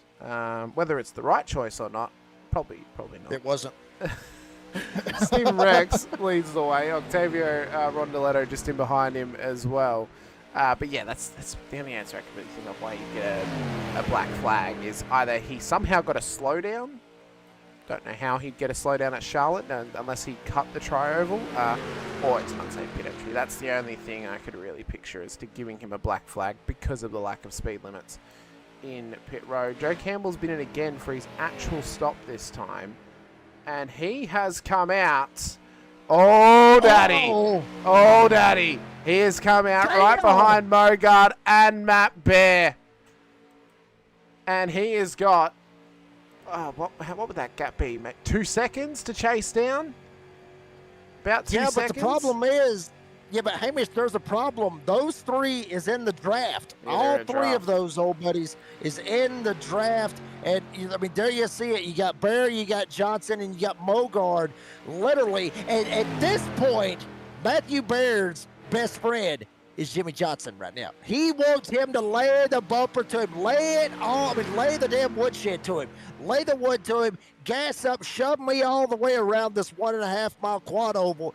Get me away from Joe Campbell. Because if Campbell can somehow or another latch on and get up here with one of these old boys, you're going to see some serious fireworks here on a Tuesday night at virtual Charlotte Motor Speedway, because all hell will end up breaking loose if Campbell can get to him. I actually think Matt Bear's best friend right now is Jared Mogard, because the enemy of my enemy is my friend, and The only way that they're going to get away with murder is working together here against Joe Campbell. They have to do a 2-on-1 scenario. It has to be a handicap because they've both taken him out. They've both got targets on their back. Let's make the target even wider and make it harder for him to hit. I mean, that's got to be the strategy now to avoid Joe Campbell getting up to them. And that's even if it happens tonight. It may not happen tonight. It may happen in a future race. But yeah, I think Jared Beauregard would have to be Matt Bear's best friend right now. Yeah, I mean, kind of a little handicap match, if you will, with the king, fake king, if you want to put it that way, and then obviously with Mogard mowing them down as well. So, yeah, I mean. There is one comparison we can make between kings here. Matt Bear definitely gives the aura that he would hide underneath the ring in a Royal Rumble, just like Jerry the King Lawler did. So there is something royal about him, and that is he would be a Royal Pansy in a Royal Rumble. So, Matt Bear, live for your sins, sir, and get taken out by. I gotta hit it. I'm not even. I gotta get it. We got beef. I gotta throw it out there. Yeah, we got beef. Yeah. I'm not even gonna call for that. Oh, Jose Coutinho's in pit lane now as well. So Matt Bear, Jimmy Johnson, and Jared Beauregard are trying to run away from Joe Campbell at the moment. Stephen Rexon leads the way. I do welcome though if. Matt Bear doesn't like my comments. Talk to me about it. Come and talk to me. We'll get it straightened out pretty swiftly, I promise. But Stephen Rex and Octavio Rondoletto controlling the field right now, must be said. I mean, David Malgi, we know he's been running strong tonight. J-Dog running strong as well. Any one of these guys can realistically win, but they know that they've got to get to the final few laps. The final 10 laps is when we're really going to see it heat up. And the next time by, we're going to hit our 50% of the way marker. We're going to hit nearly 1.5 hours into this race at lap 140, and that will meet the halfway mark of this race here, Jake. So we've still got another 90 minutes or so to go. Yeah, I mean, Hamish, you talked about this a while ago with, just how much we've seen here tonight. Obviously, with the XCal WebShop Series, with the street stocks here tonight in Charlotte, we've seen, everybody's kind of got what they wanted. Everybody, more or less, for the most part, has got what they wanted. They've seen some great racing. They've seen everybody tightly packed up. We've seen battles for the lead. We've seen beef. We've seen all kinds of stuff happen tonight. The only thing we haven't seen is a caution. That's the only thing we haven't seen. That may be in retaliation, but, the caution is the one thing that we haven't seen. And if and when, I'll go ahead and call it, when that caution comes out, because I've got a feeling somebody's going to screw up. Somebody's going to slip up. They may do it right now. Rex slid up a little bit with Octavio right on his back bumper, almost slid him all the way up the racetrack. But sooner or later, this caution's going to come out. It's going to jumble this field right back up. We're going to re-rack them, restack them for a restart eventually. Everybody's going to get together, and that is when you're going to see some serious fireworks on these restarts. We already saw it at the start of the race with the initial start. I got a feeling when that caution does come out, whatever it does, it could come out in the next 100 laps. But when it does come out and we get re-racked, we're going to be in for a damn barn burner. Shout out, to good old JR Jim Ross. We're going to be in straight up for a barn burner and a slobber knocker, for that matter. Oh, we are going to be in for one hell of a slobber knocker for sure. And unfortunately for Jim Ross, his health is not the better of him nowadays. I've often had controversial opinions in here, Jake. I don't know if I want to give my controversial opinion about Jim Ross right now, but maybe that's for off the show to save my neck from people out there. Who knows? But what I do know is he's given a lot of memorable moments to wrestling fans out there for sure. My favorite Jim Ross moment is arguably the Triangle TLC match at WrestleMania 17. That was an absolute barn burner if ever I've seen one. And it's one of my favorite matches of all time. But right now, this race it's been delivering all throughout. Solid racing from these front runners, clean racing, keeping themselves in check, and we've already got some heroes and villains out of it here tonight. Yeah, I mean, we absolutely have. And it's like I was talking about when we had Robert in here. Great to meet him. Great to meet everybody. Here we go. Once again, Rex coming down pit road. Gerald, he called it out there in the live chat. Leading the pack, but at a cost, at a fuel cost, because these other guys in the draft, believe it or not, folks, using that draft, they're able to not really go full throttle. All these guys behind him, with Octavio, with David, Malji and J-Dog and Ryan and all them, everybody in a draft, they can half throttle that damn thing and just putt right along. The lead guy, he's got it foot to the floor and burning more gas than these other guys does in his wake. So that's going to be at a huge cost right here for T-Rex being in this situation. And like Gerald also said, it's a chess match right now. Everybody's in that chess match zone just to get to the end. That chess match goes out the door, because then you go from chess match to horseshoes and hand grenades. And literally, hand grenades is going to be the emphasis on it when we get down to the nitty-gritty, and that's when all hell's going to break loose.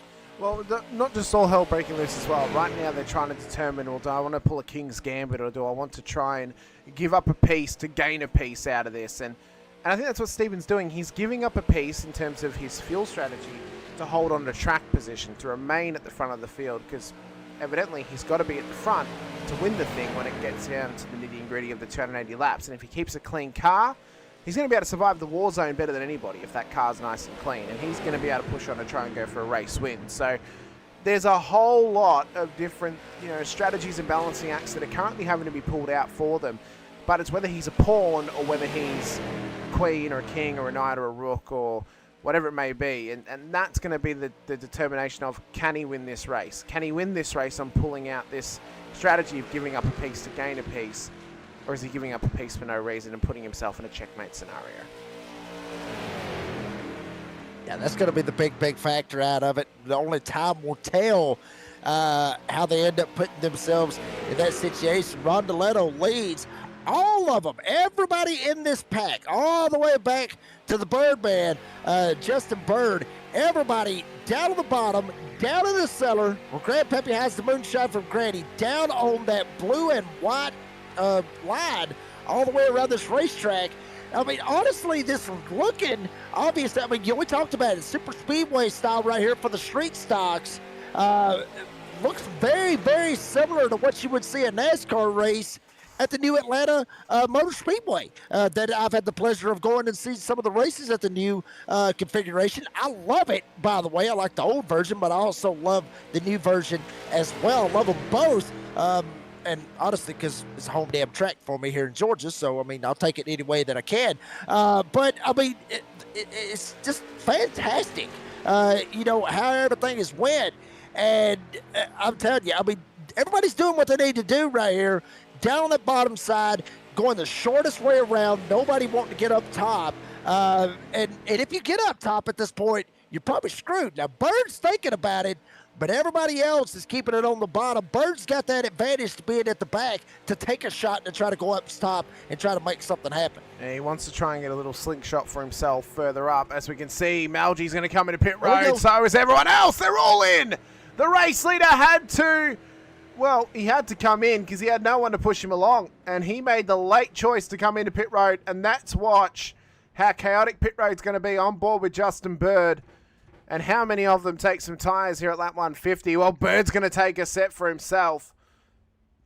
Bear, Johnson, and Mogart are in as well. Rex, Godinho, and Andrews and Campbell, they should continue.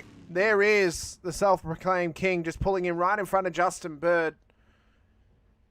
And as we get the tyres on, the fuel will go in as well. It's tyres on board Bear's car as well, just ahead of Justin.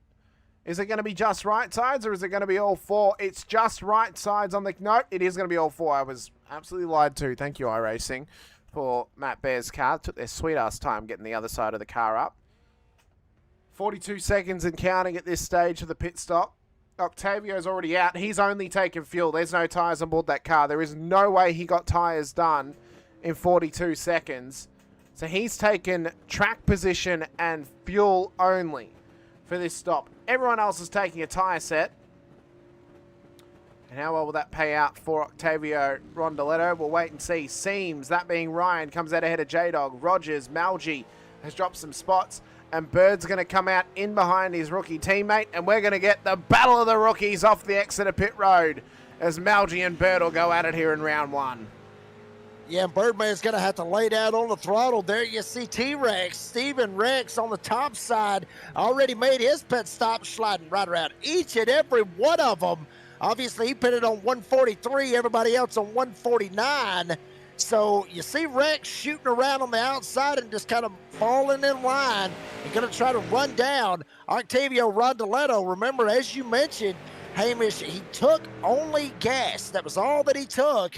And there you see him as he works his way around the self-proclaimed king, Matthew Bear. And Bear right here smack dab in the middle of all these old boys. He's going to go a lap down. Johnson goes a lap down. Mogard goes a lap down as well. I'm telling you, that pace, everybody getting in pit road and everybody doing what they got to do. Rondoletto got around all of them, but these old boys got fresh tires, so they should be able to shoot right around Rondoletto like he's sitting still like they're doing right now. I think he should be able to. I mean, you know, they've got fresher rubber on their cars. His tyres are a lot older. In fact, they are going to push past him, and they're going to get past Jose Godinho as well. Damn. Oh, my God, it's so tight. As the race leader's just trying to survive right now. And as we see Bear and Mogard, I just want to check, where is Joe Campbell? Okay, he's a bit further back from them, turn 3 and 4. So he's actually given up some time recently. So I don't know if he'll ever even catch them in this race tonight. I think that receipt's going to be coming, though, in future, for sure. I would argue it's going to come in the first 5 rounds of the season, Jake.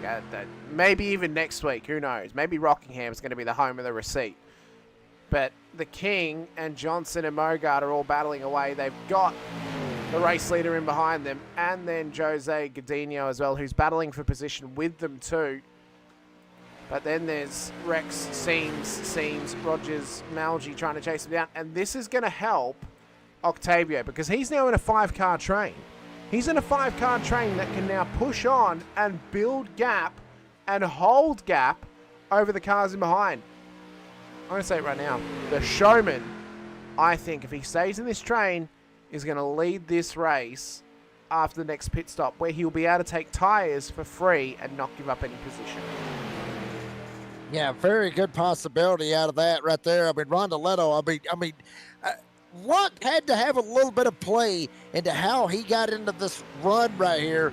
Obviously with Bear, Johnson, and Mogard, and obviously, with Jose right there behind him as well. There had to be a little bit of luck. Skill probably did as well, but a whole lot of luck helped him out getting this situation. I want to go back to what we were talking about. You saw Joe Campbell talking about he's got those receipts, getting himself lined up. And, we mentioned that he is the accountant. That would be the nickname that we're going to give him with all the receipts and everything else. I'll say this. He may be the accountant. He may not get them back tonight, but when he does get the opportunity, Hamish, you know as well as I do, it's tax season, baby. It's tax time. I think he's going to get a hell of a refund when he's able to get back to Mogard and Bear if he can get them both back in one race, and it could happen at Rockingham next week. Oh, that tax return is going to be huge for the man that is currently driving a gold bullion of a car at the front of the what? A gold bullion. It's a piece of gold. Is a gold bullion. Okay. Yeah.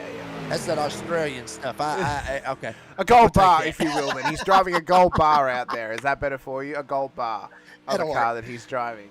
The tax man's coming, and you. I believe.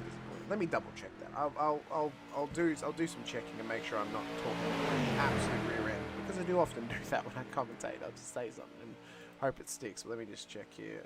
Gold. Yeah, that sounds like me about every single time. Be honest with you. I was right. Gold bullion, yeah. Bullion. Yeah. Oh, so there's not a G on the end of it. I was adding a G to it. No. So it's bullion. Yeah. It's like the square of gold. I'm pretty sure. Or a coin, something like that. Hey, everybody in the live chat learned a new word. Thank you, Hamish. That's awesome. I like to bring teaching moments to the commentary booth as best I can. I can't believe I've just gotten that right. That's got me. Oh, that's the I best can't thing. believe I pronounced it right. Oh, that's the best thing I'll do all year. It ain't getting better than this. And that's the first race of the season. Damn, we got a long way to go here. Come on, Abe. Maybe it will get better. Who knows?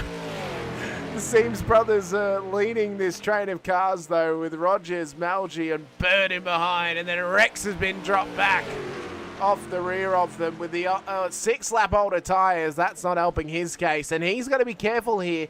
He doesn't get dropped away too far, because if he goes out above a second behind them, he's going to lose the draft.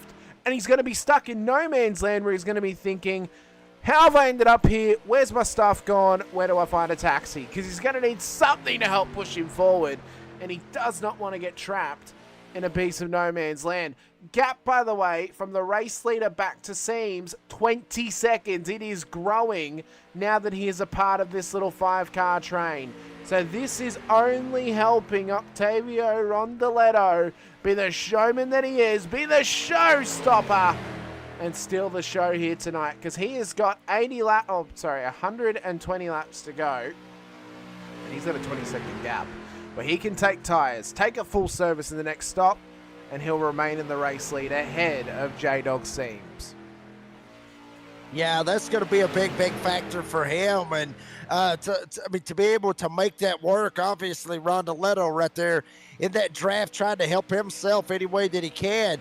And, J-Dog up there leading that second pack, a huge little group. He's got of about 5 cars, very similar to what Rondoletto is, with Bear and Johnson and Mogard and Jose and everything else. And one thing I'm seeing right here, J-Dog and Brian, he's there, he's close, he's not pushing him though, he's not shoving him, I would think would happen, the bump draft and everything.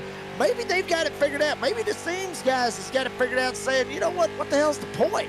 If we shove one another, obviously they're teammates, obviously they don't want to screw one another over, they don't want to hurt each other per se, and the family, you don't want to wreck family. You can wreck anybody. You can have beef with anybody out there on the track, but you got beef with family. Hey, you got to meet them this weekend. You don't want to end up running into that issue, guarantee you. But they're close enough. They're trying everything that they can to use the draft to the best of their advantage.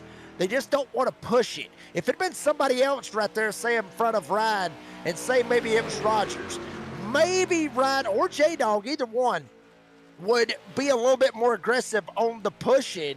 You would think family would be more aggressive on the pushing with the trust, but at the same time, you don't want to wreck family. You don't. I've never raced against family on iRacing, thank God, because odds are I would have wrecked them, and then it would have been a hell of a family reunion. I will say that.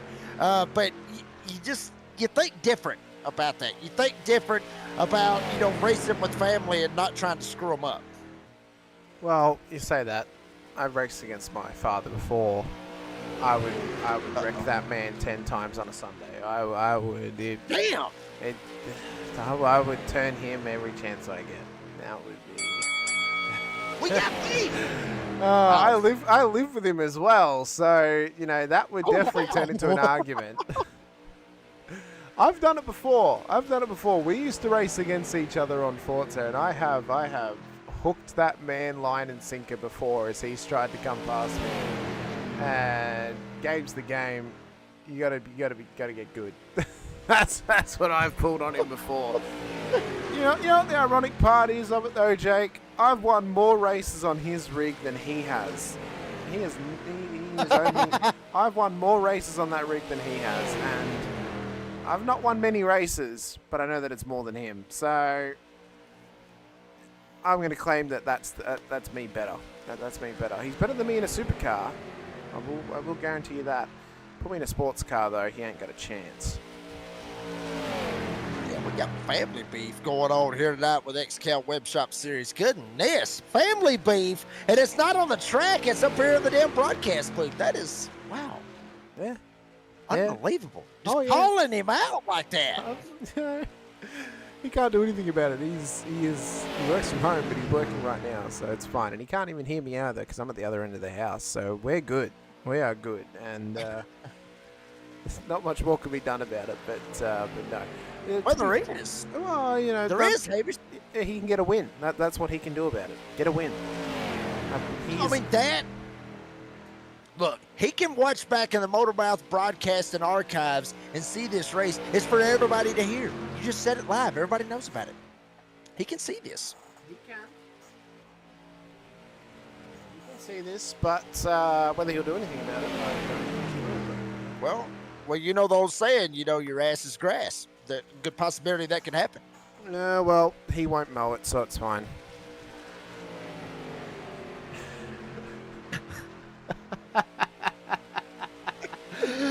The Seams brothers are trying to chase down. Actually, they have started to chase down Octavio Rondoletto at the moment because they have shrunken that gap by about half a second. It's down to 19.5.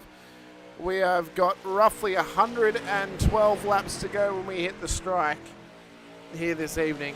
And the race leader has begun lap 168 as he still is tucked up within this little train of 5 cars. And they're 5 cars that may all be getting Christmas cards at the end of the year because they could help him get a Charlotte Motor Speedway win here tonight if it all pays dividends for him to the end. As we come up towards the strike, it's going to be lap 169. Nice. Of 280. Yes. We've got one more of those we can pull out tonight. That's the beauty of 280 laps. We get a 69 3 times, and you add a 1 or a 2 to it. I'll let you do the maths on that one. But Rondoletto, I suppose we're going to get the true vision of this by the next pit stop. And that vision is if these guys take tyres, which you wouldn't expect them to because they've taken tyres at nearly every point and every stop of this race, and it would be a real throwaway if you took tyres now, ended up with no sets left, and all of a sudden you got to do nearly 100 laps on one set of tyres. It would be hell on earth. One point I was going to bring up before, though, limits. I was starting to think about, well, what stock cars on iRacing would be just probably the most chaotic coming into pit entry with no pit speed limit. And I don't think there's any other choice than the COT car. Unrestricted, no restrictor plate on the COT. That thing would be an absolute torpedo coming into pit lane. Good luck pulling it up. You'll be racing at Charlotte and you'll end up somehow in Georgia, but coming into pit road with no pit speed limiter on the COT car. It will not pull up in time. Yeah, I mean, that would be absolutely crazy to try here, to try to Talladega, and, you know, however you want to mention it. Real quick, side note, obviously you mentioned, the on lap 169, and then you get the 369s out of it and everything else. How many times have you ever got 369s in a span of 3 hours? Just a little side note for some of you out there. But anyway, damn, I was really hoping you weren't going to answer that, Hamish, but you're going to answer it anyway. That's the question. I'm going to answer it.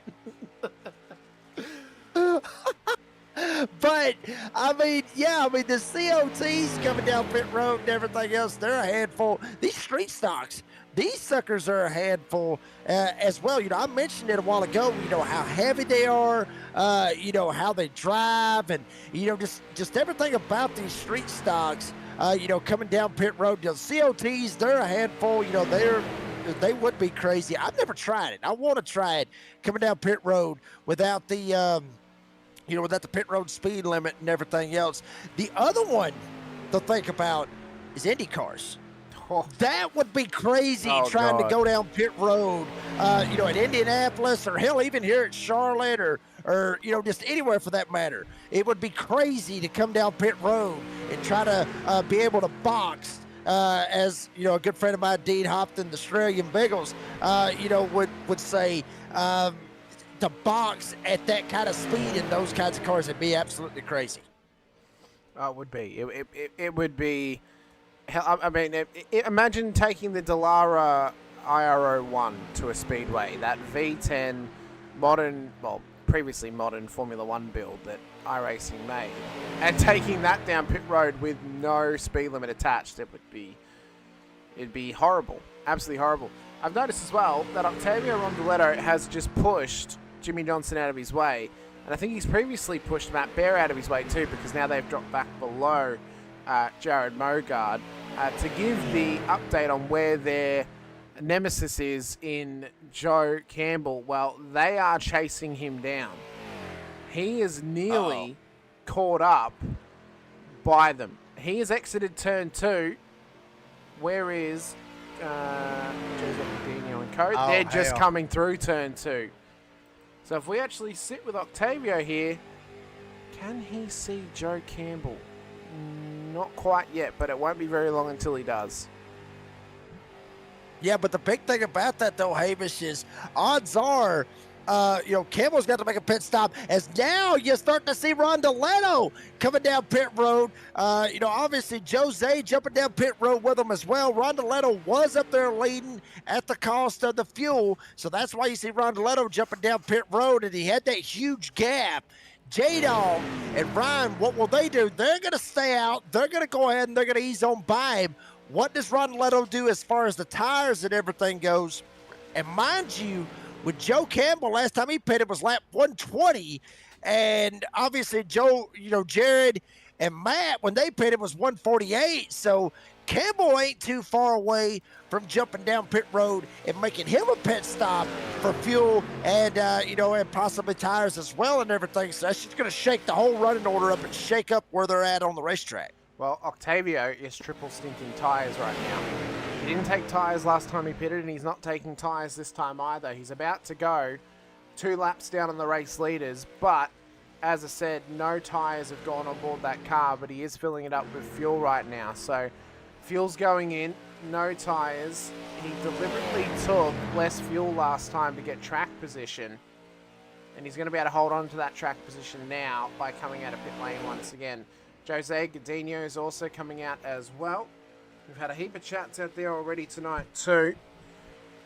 Gerald has been in the chat with us many times. He's also said, my brother sponsored one of the FKR cars just to give me hell that his car beat me. So that tells you how much family beef there truly is out there. Adam Reed was with us earlier as well. iPhone Fix BGB is out there as well, giving love to Mr. Rondeletto, who was the race leader. He's currently now 2 laps down. But there is still pit stops coming for this little front pack of cars battling away at this stage of time. It does mean that Mogard, Bear and Johnson are now back on the lead lap. And look at this.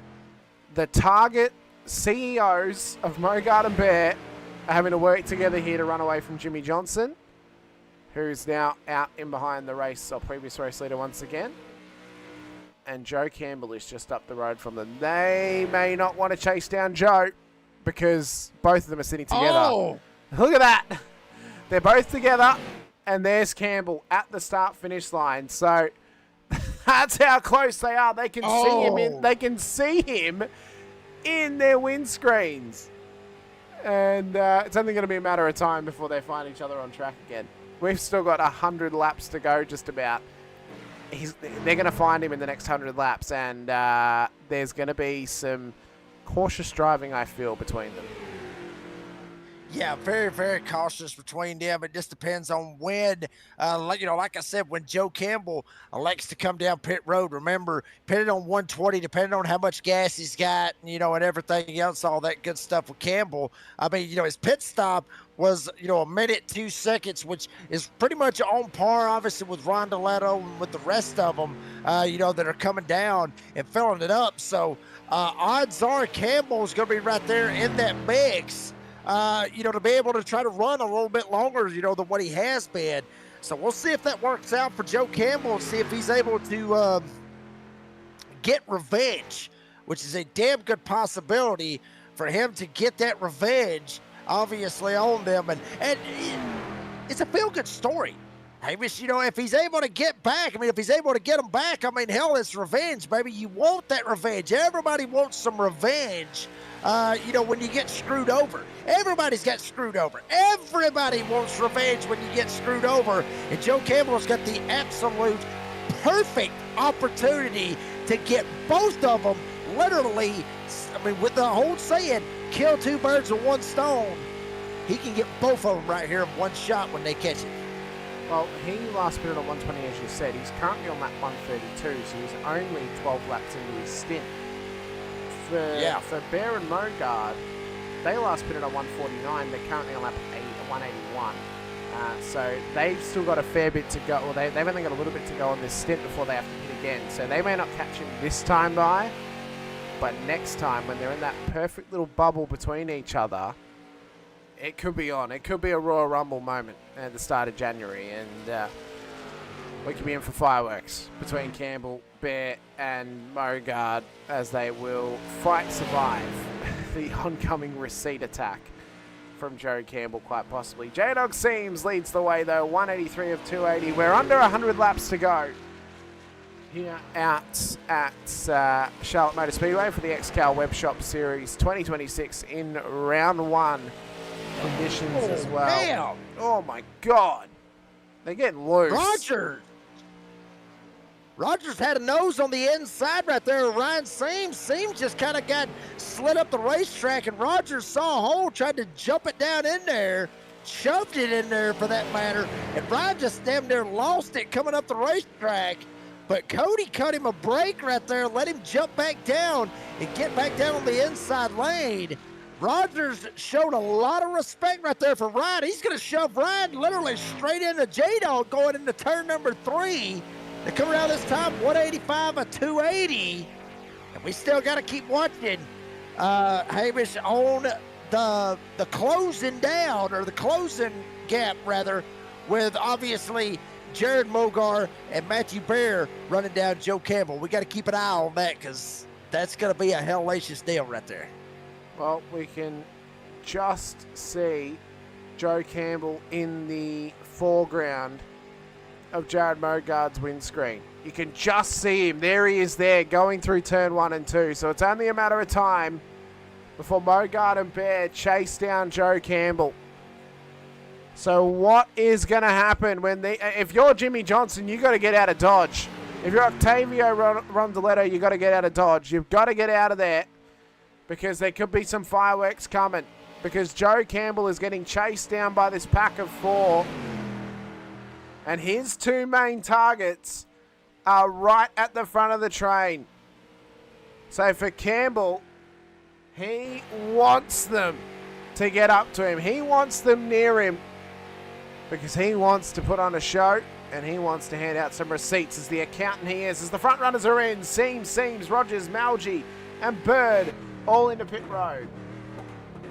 Yeah, every damn one of them coming down pit road trying to lock it up. Malgi shot right around J-Dog and perfectly slides it straight into the pit box. These old boys looking like they practiced this for weeks. Check this out.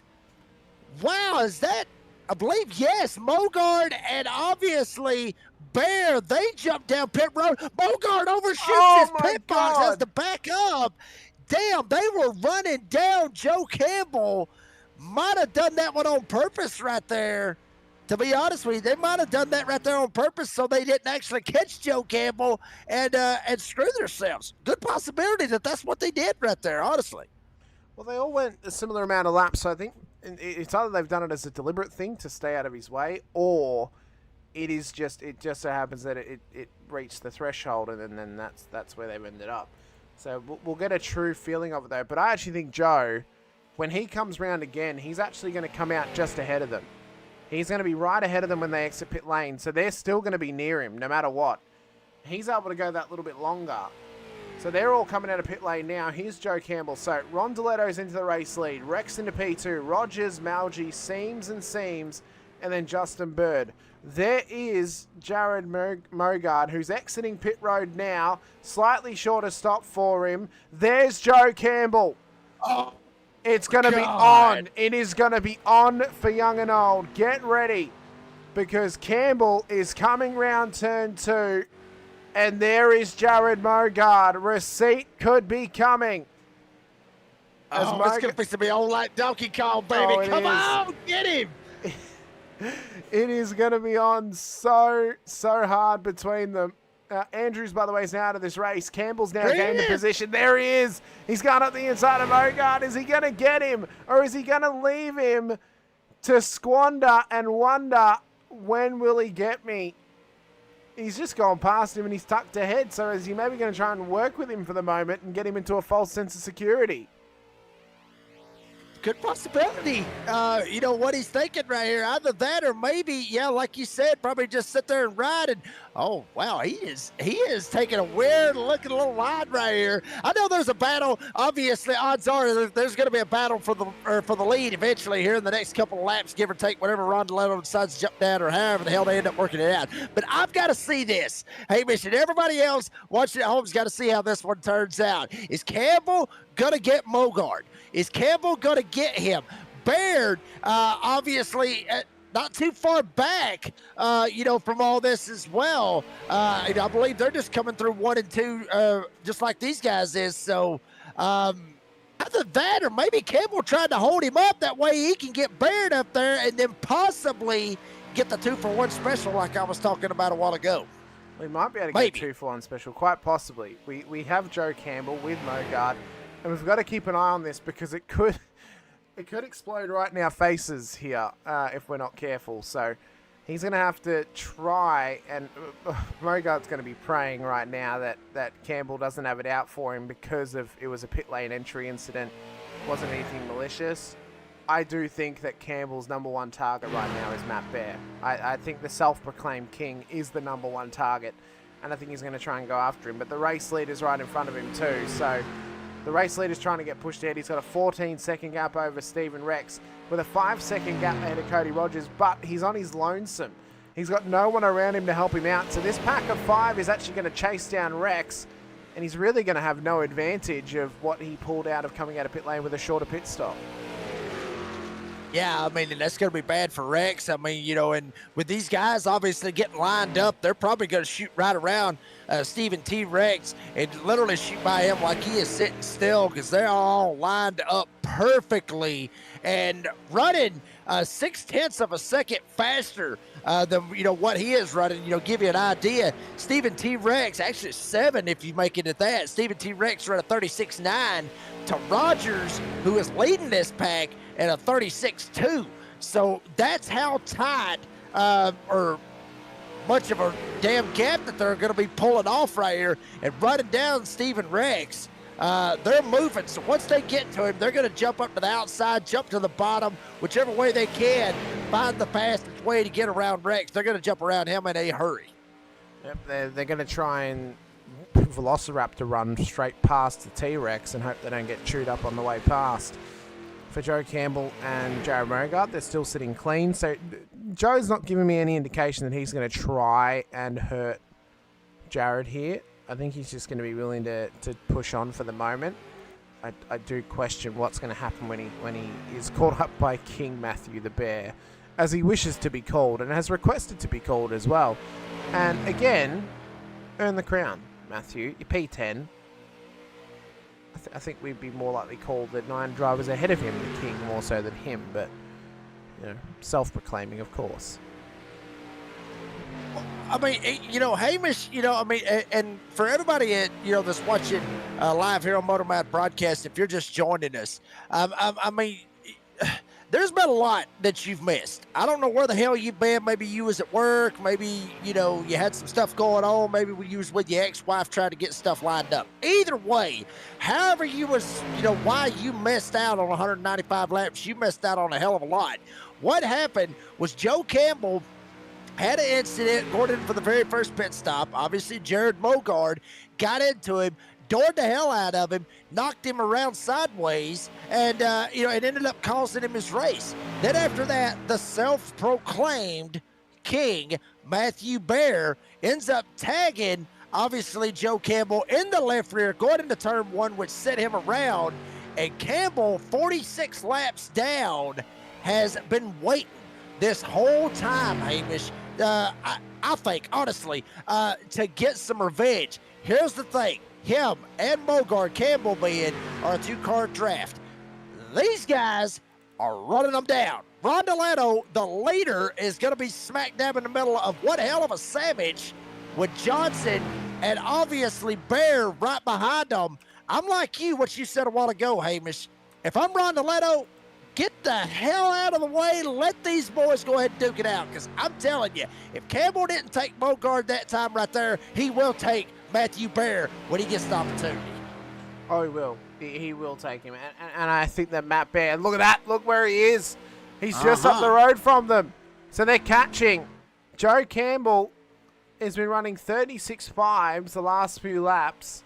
The front runner of Rondeletto has been running a 36.1. So he is chasing down Mogard and Joe Campbell here. So it is only a matter of time before Bear and Mogard are near Joe Campbell. And what could come of that, we're unsure. But we're going to be in for some beef. 100%. The bell's going to be rung. There's going to be a 1-2 punch. Whoever comes out on top comes out on top. But they're going to be fighting for it. That's that. You can be for damn sure they're going to be fighting for it. Yeah, it's going to be a straight up slam of it. You may see Johnson right here, right behind him. He's the first one lap down. Bear a lap down as well. Right here, smack dab in the middle of it as well. I don't know. Backing down isn't XCal. You damn right it ain't. Oh, they are, oh, baby, they are there.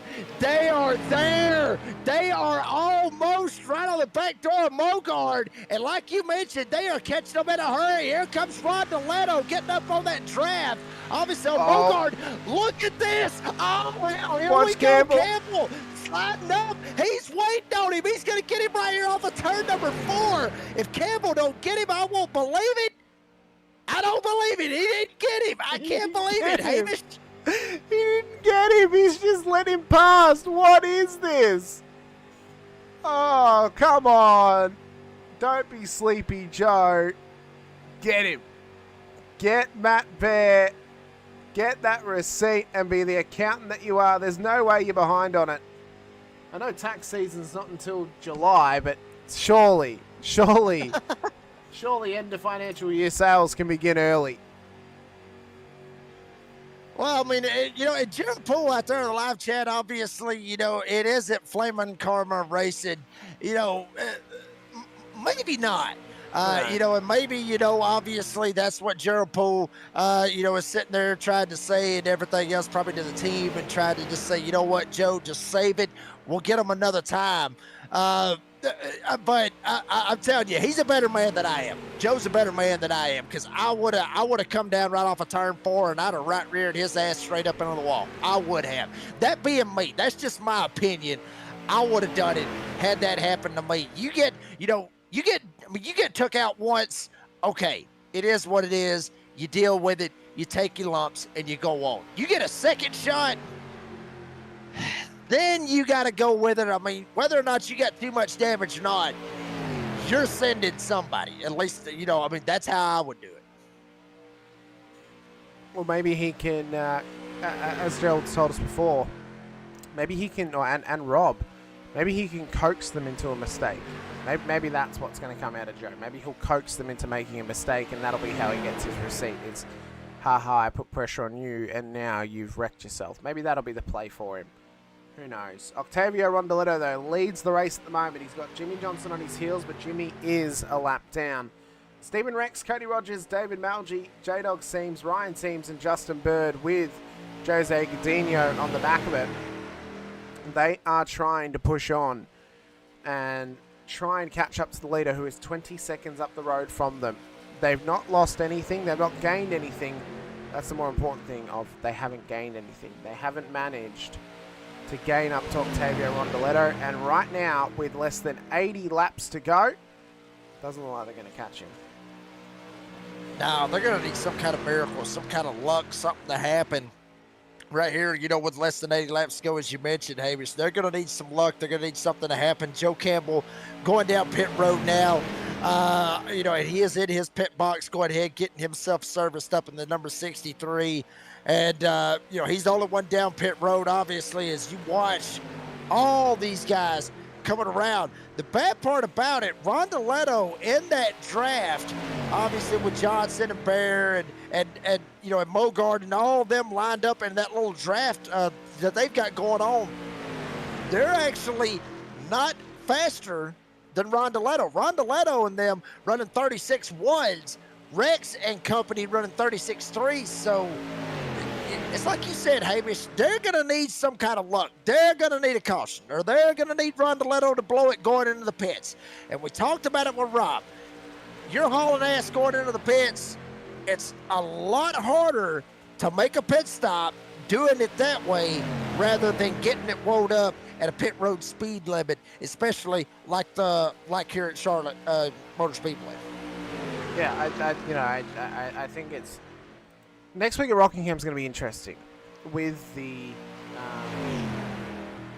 with that coming and with that amount of laps coming as well. As I've just noticed that it can't even read 262 on the ticker.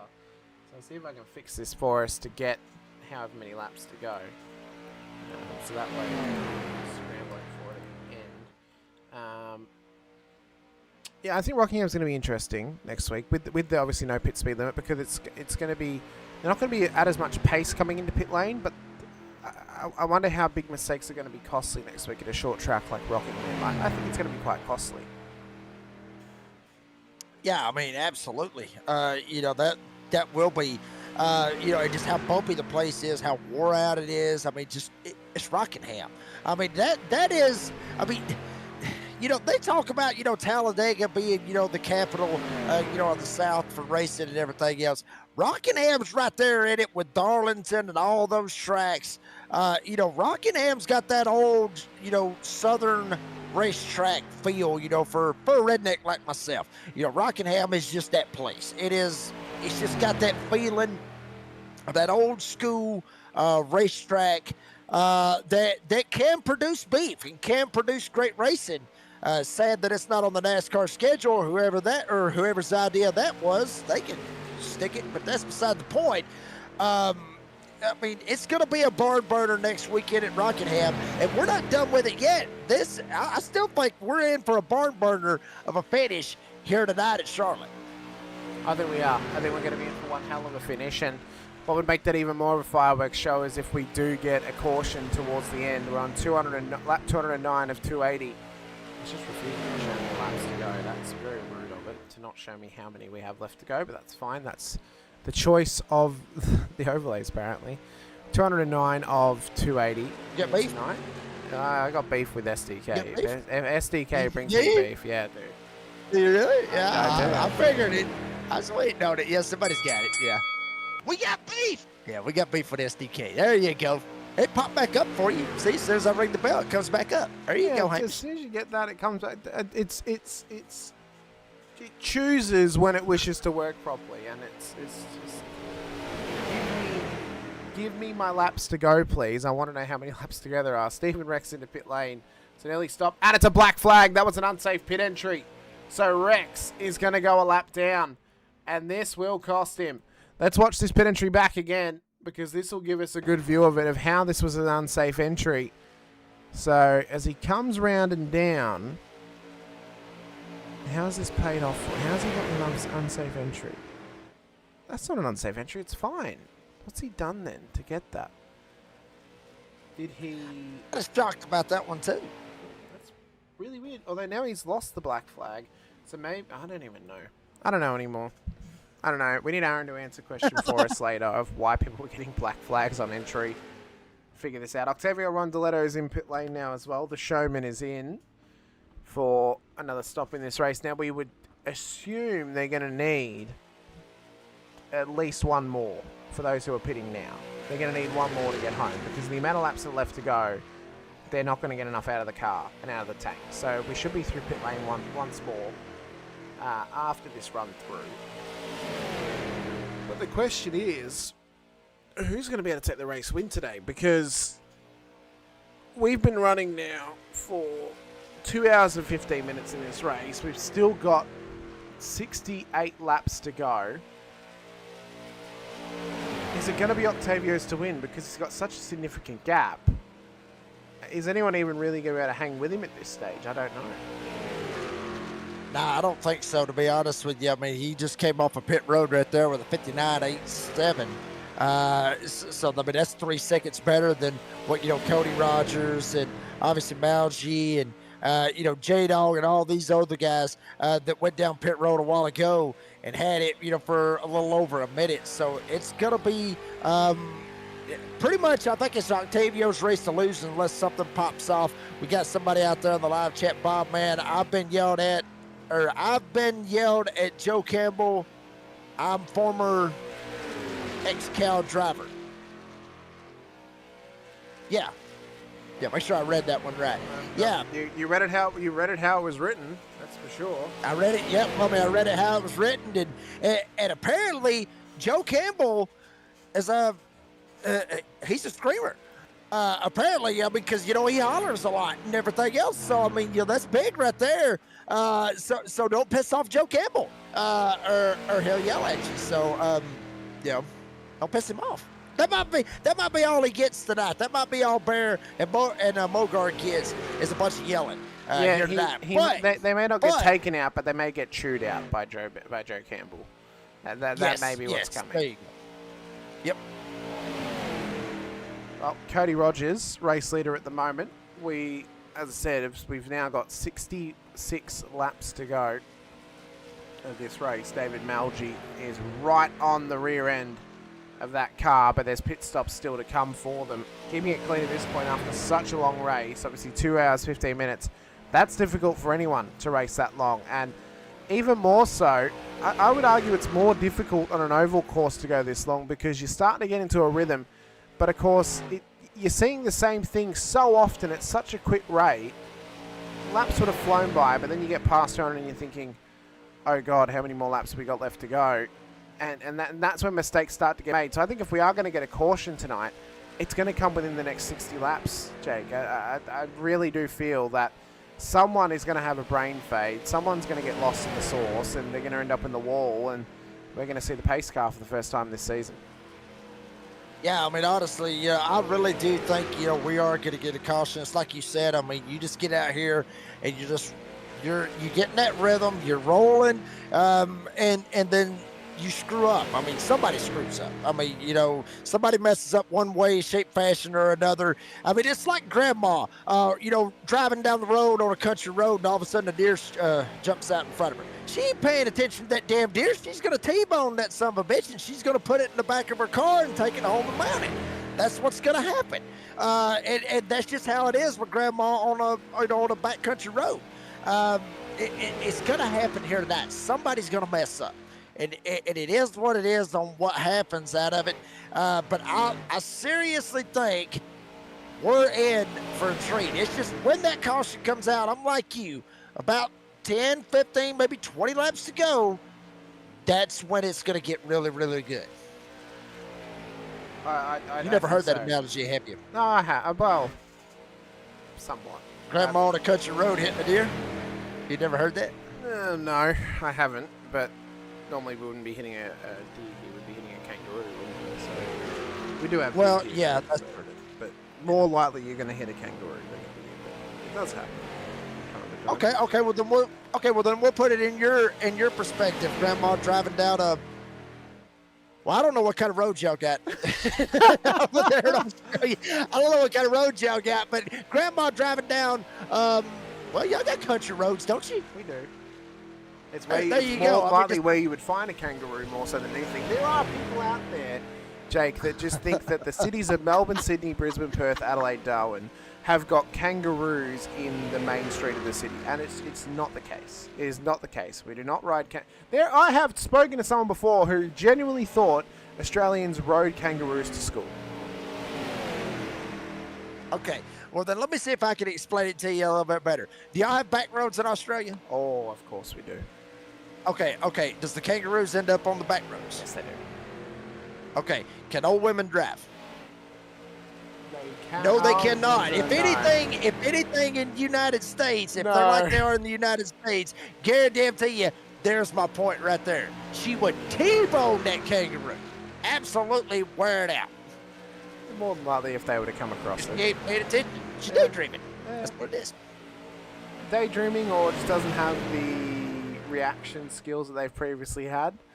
Maybe that's a big factor for them as well. We've got 60 laps to go here out at Charlotte Motor Speedway for XCal WebShop Series 2026 Round 1. We are past the 2:20 mark. We're doing well to get to this point of the race. We're past a third of the way through, or 2/3 of the way through tonight as well. And at this point, we want to give a quick shout out, of course, to the series sponsors once again. IAAP Individual Achievement Awards Program, thanks to XCal Racing, J-Dogs Carpentry, Admin Box, and Flaming Karma Paint Shop as well. To our stream sponsors, the Roasted Record down in Florida as well. You get yourself coffee, you get yourself a record, you listen to some music while you sip on some espresso. It's a good time. Also, shout out to DRA Digital Race Engineer as well. Track cams by Gourmet. And then, of course, us here at Motormouth Broadcasting. You can help support us by subscribing to the channel, clicking the like button, and the bell icon too, so you're notified whenever we go racing right here with XCal WebShop Series for 2026. We've still got 29 more weeks to go of the street stock action at a world tour, a US tour, we should say, of wondrous racing circuits, where these drivers are going to be put to the test, they're going to be put to the sword, and they're going to be hoping that they come in on the other side with their head still on their shoulders and a championship in their hands as well.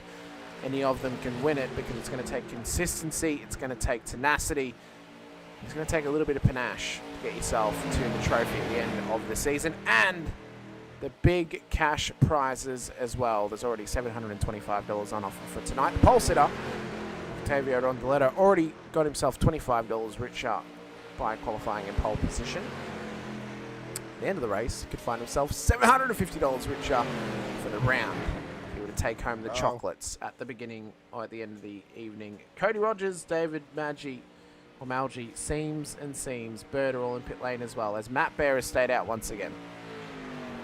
Yeah, Matt Bear going to stay out, and we'll see if he elects to jump down pit road right here, coming off of turn 4. He will, so he's going to jump it on down pit road, and about the only thing that he has been king-worthy here tonight is coming down pit road and not screwing up going into his box, as he slides right into the box, doesn't even have to back up. So that would be the king-worthy, of Matthew Bear for the pit road and everything else that he's able to pull off. Rondaletto. See, Octavio Rondaletto obviously pitted on 210.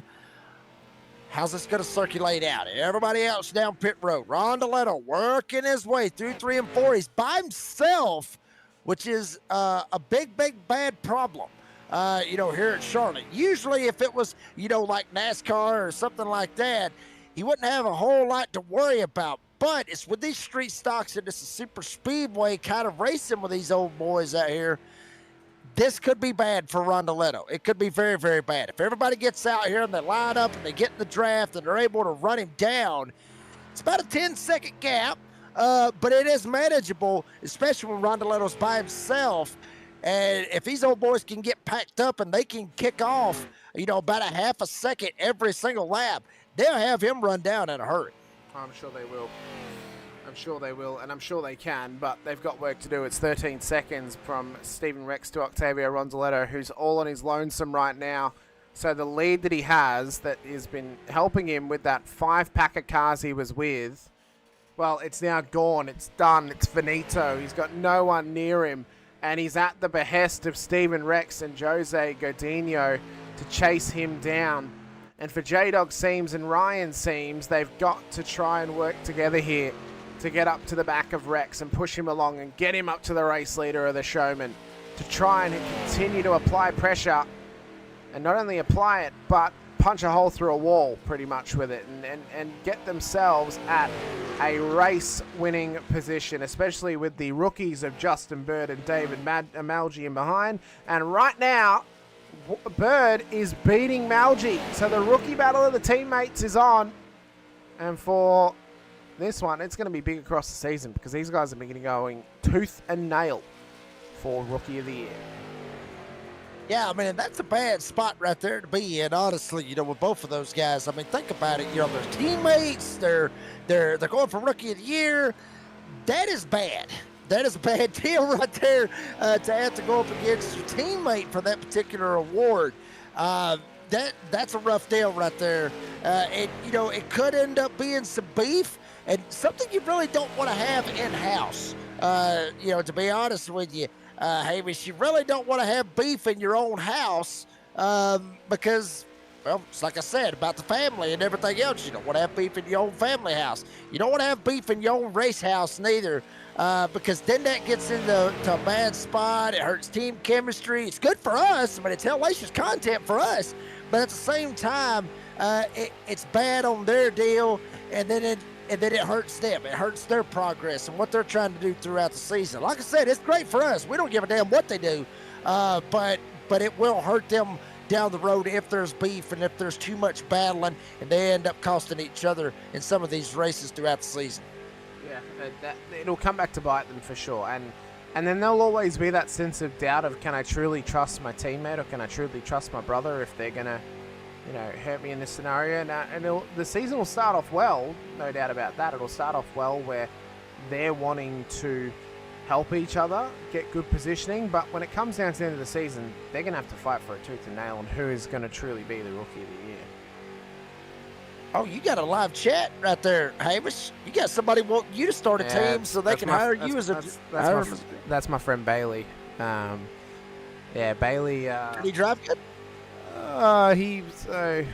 Bailey and I had a wager recently. He had to win a race in the first 5 rounds of his league, and that way he could keep his Florida State livery that was on his car. Well, he lost that wager, and so for the next round of that series, he is having to run a Florida Gators livery for the rest of the season now because he lost that wager. But Bailey is very good. He's a good driver. I don't know how good he is in a street stock, though. I've not seen how good he is in a street stock, but I'd like an opportunity to see how he does in a street stock. So who knows? Maybe he'll make an appearance at some point this season. Yeah, but here's the problem with that, Hamish. And actually, he may have beef with you right now. I can drive, Hamish. Do not slander my name. He's already getting your ass now. But think about it though. Think about this for a second, Hamish. I don't know if you can actually bring him in and you own a car in this league. I don't know if you can do that, because wouldn't that be favoritism? Calling a race with your own car that you own in it? I can tell you right now, Jake. So I call races with my I call races with my own drivers in it, but I hold my drivers at such a high standard that if they stuff up, I'm going to call them out for it harder than anybody else, because if they put themselves in the pot, they're going to get cooked, and they don't want to get overcooked. Get cooked like beef, son. Not in the pot. It'd be on the grill. That's what it would be. We've had Mr. Cunningham sneak in at the end of, I would assume, his broadcast. Yeah. We've still got 30 minutes of this race to go. About 30 minutes of this race to go. 48 laps left, or 49 laps left of Charlotte Motor Speedway. Hello, Jim. Hey guys, well, just so you know, this one and the last race of the year are their longest races. So, but I couldn't help. I tuned in just to see how you guys were doing, and I heard, the banter about the Florida Gators livery that you stuck on Bucket Boy's car. Yep. By the way, just so you know, Jake, the guy drives on a drives on a bucket. No longer. He used to. He now has an actual seat, but he doesn't have a rig yet. Does he? Yeah, he does. Oh. Wow, he's stepping up in the world. He was driving, literally sitting on a baseball, one of those 5-gallon buckets they put baseballs in. That's what he was sitting on. Well, yeah. Jim, I've just sent you a photo of his car, Jim. In fact, I'll do you one better. I'll put it into the broadcast today so Jake can see it as well. Oh, Lord. What he is about to have to run. It's not finished yet, and it's actually progressed further than what this photo is, but this is to give you the vibe of what his car will be looking like. With so many laps still to go in this race. So. Bailey's messaged me as well. That? What is Brandon wanting? I want to see the seat.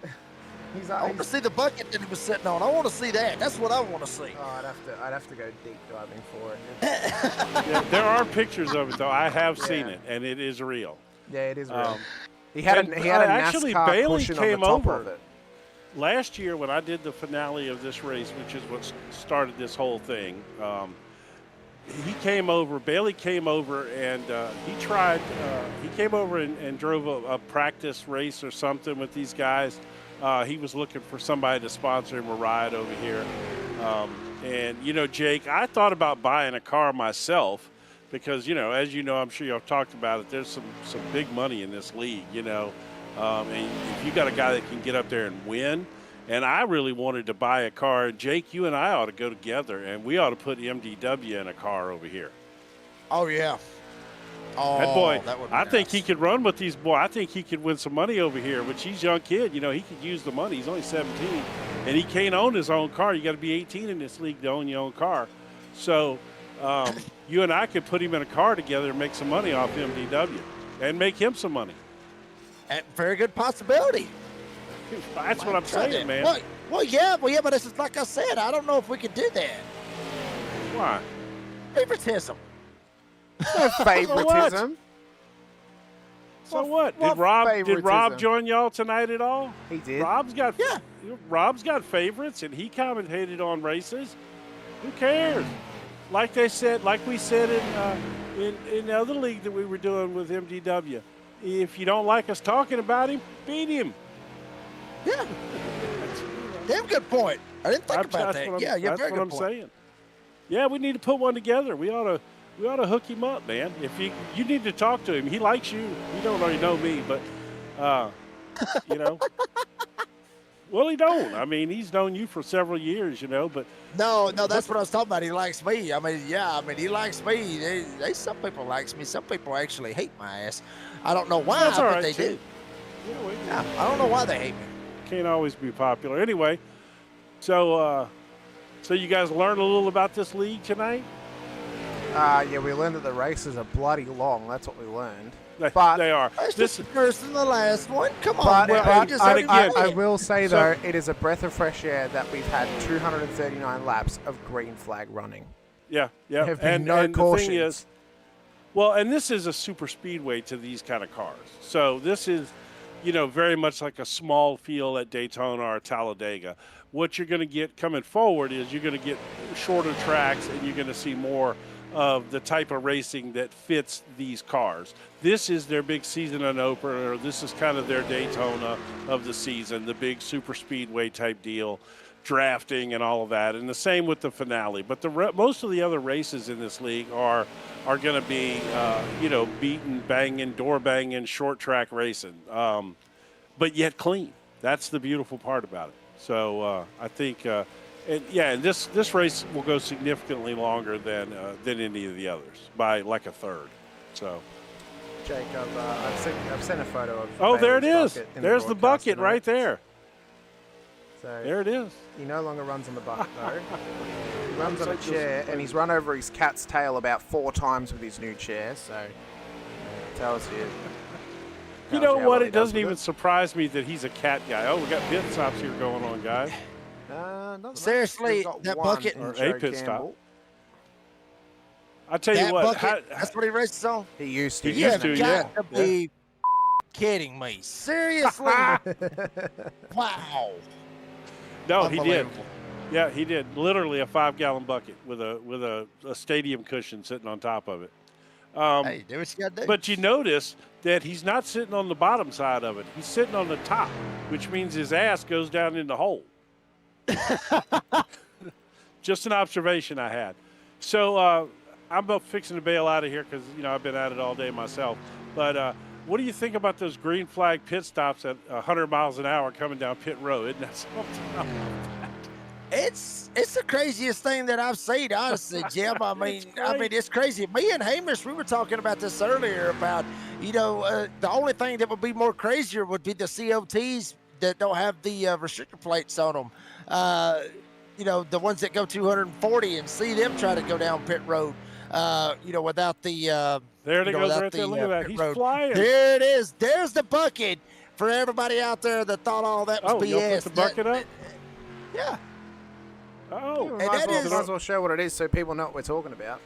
Yeah. I would have flipped that thing over. I would have flipped it. I mean, you got double seat cushions. You shouldn't fall in that hole, but you don't want to take that chance, especially when you're racing. Hey, at least they come from your home track. Hey, he might could slide to. Yes, true, huh? It is a Georgia track, at least. That's a good point. This is what I couldn't figure out. This is what I can't figure out, and help me with this. Fanatec wheel, Fanatec shifter, Fanatec pedals, all expensive ass equipment, and we're sitting on a bucket. On a bucket with I would argue mid-range equipment, but mid-range. Not expensive, but yes, mid-range. That is redneck as hell right there. Yes, that is. absolutely. I'm sorry, that is redneck. That is a Florida man on a news broadcast. Is Mr. Brannon, Bucket Boy himself. Yeah. Oh, we've got contact, Malgi into the wall with Jose Gordino, and this could be our caution. We could get a caution here. We get it. Are we going to get one? I mean, they're stopped on the track. No, there's bound to be a caution. Bound to be. Oh, he's going out beef. We've got beef. We got it. We got beef. We got beef here with XCal and Charlotte. Good God Almighty. Jake's been waiting I all knew night that for was going to this. happen. I knew this was going to happen, but I cannot believe the caution's not out right here. That's what's blowing my mind, Hamish. No, it's got it. Jose can't get in pit lane. They're going to have to throw it. It's not auto caution, so Aaron's going to have to call a caution here. Aaron's up there, eating or something right now. Octavio's in. Of course, Malgi's in as Octavio's well. smart. He's going to pit before the caution, so he'll be out when the oh man, what a shot. I'm looking at it here on the well, it's not the replay, but it's the YouTube broadcast, so it's way behind. Jose's had to tow. So, but this was a big one. Okay. Yeah, let's see this. Let's see what happened right here. Oh, he went down on him. Oh, damn. That's on the 3. He went down on him. I don't even think we can put that on Jose. I'm not sure we can say that on the air. What happened? Somebody say it. He slid down on him. How about that? He's aiming for an apex. Yeah, he didn't know he was there, and he's just put himself. And then he's trying to give a receipt afterwards. That there is on Malgi. Look, that is despicable. That's awesome. And all that right there. So does he come give him a receipt? He really does. Yeah, he rode him into the wall, and then he bumps him. Like what? What is Jose supposed to do? Well, but hold up, Hamish. This is the same guy that we were talking about that he purposely missed an event last season just to be eligible for the damn Rookie of the Year battle this year, and then he does stuff like that right there. That is rookie right there, in my opinion. That is rookie, just exactly how Malgi did it right there. What the hell are you thinking right there? You wreck yourself, you wreck him, and then you come back and you think it's his damn fault. Give me an in car. Give me an in car from the black car. All right, here we go. On board with Jose. Look at that. He went in front of him, slowed up, and then contact's made. Like, where's Jose supposed to go? We'll give you it again. All right. We'll go back a bit further, shall we? So he slides he down. stays right on. He's on the white line. He never comes up off the white line. Look at that. He slows, and then Jose's got nowhere to go. I think when he came down and got in front of him, I think he got loose a little bit. Yeah. As you know, was that coming off turn 4? Yeah, turn 2. Oh, turn 2. Yeah, coming off the turn like that, especially 4 though. But yeah, he's right there going in. Okay, yeah, no, I think that's what happened. I think he got a little loose there and just, and he slowed up enough to get turned there. Yeah, I love Bailey. I love Bailey in the live chat right here. Penalized the 3 by making him race on a bucket for the rest of the season. There's your Rookie of the Year shot right there, Hoss. Good luck with it. Yeah, you want to win Rookie of the Year? Do it on a bucket. Oh, my God. How far did Johnson overshoot that pit box then? Well, they're doing 100 miles an hour.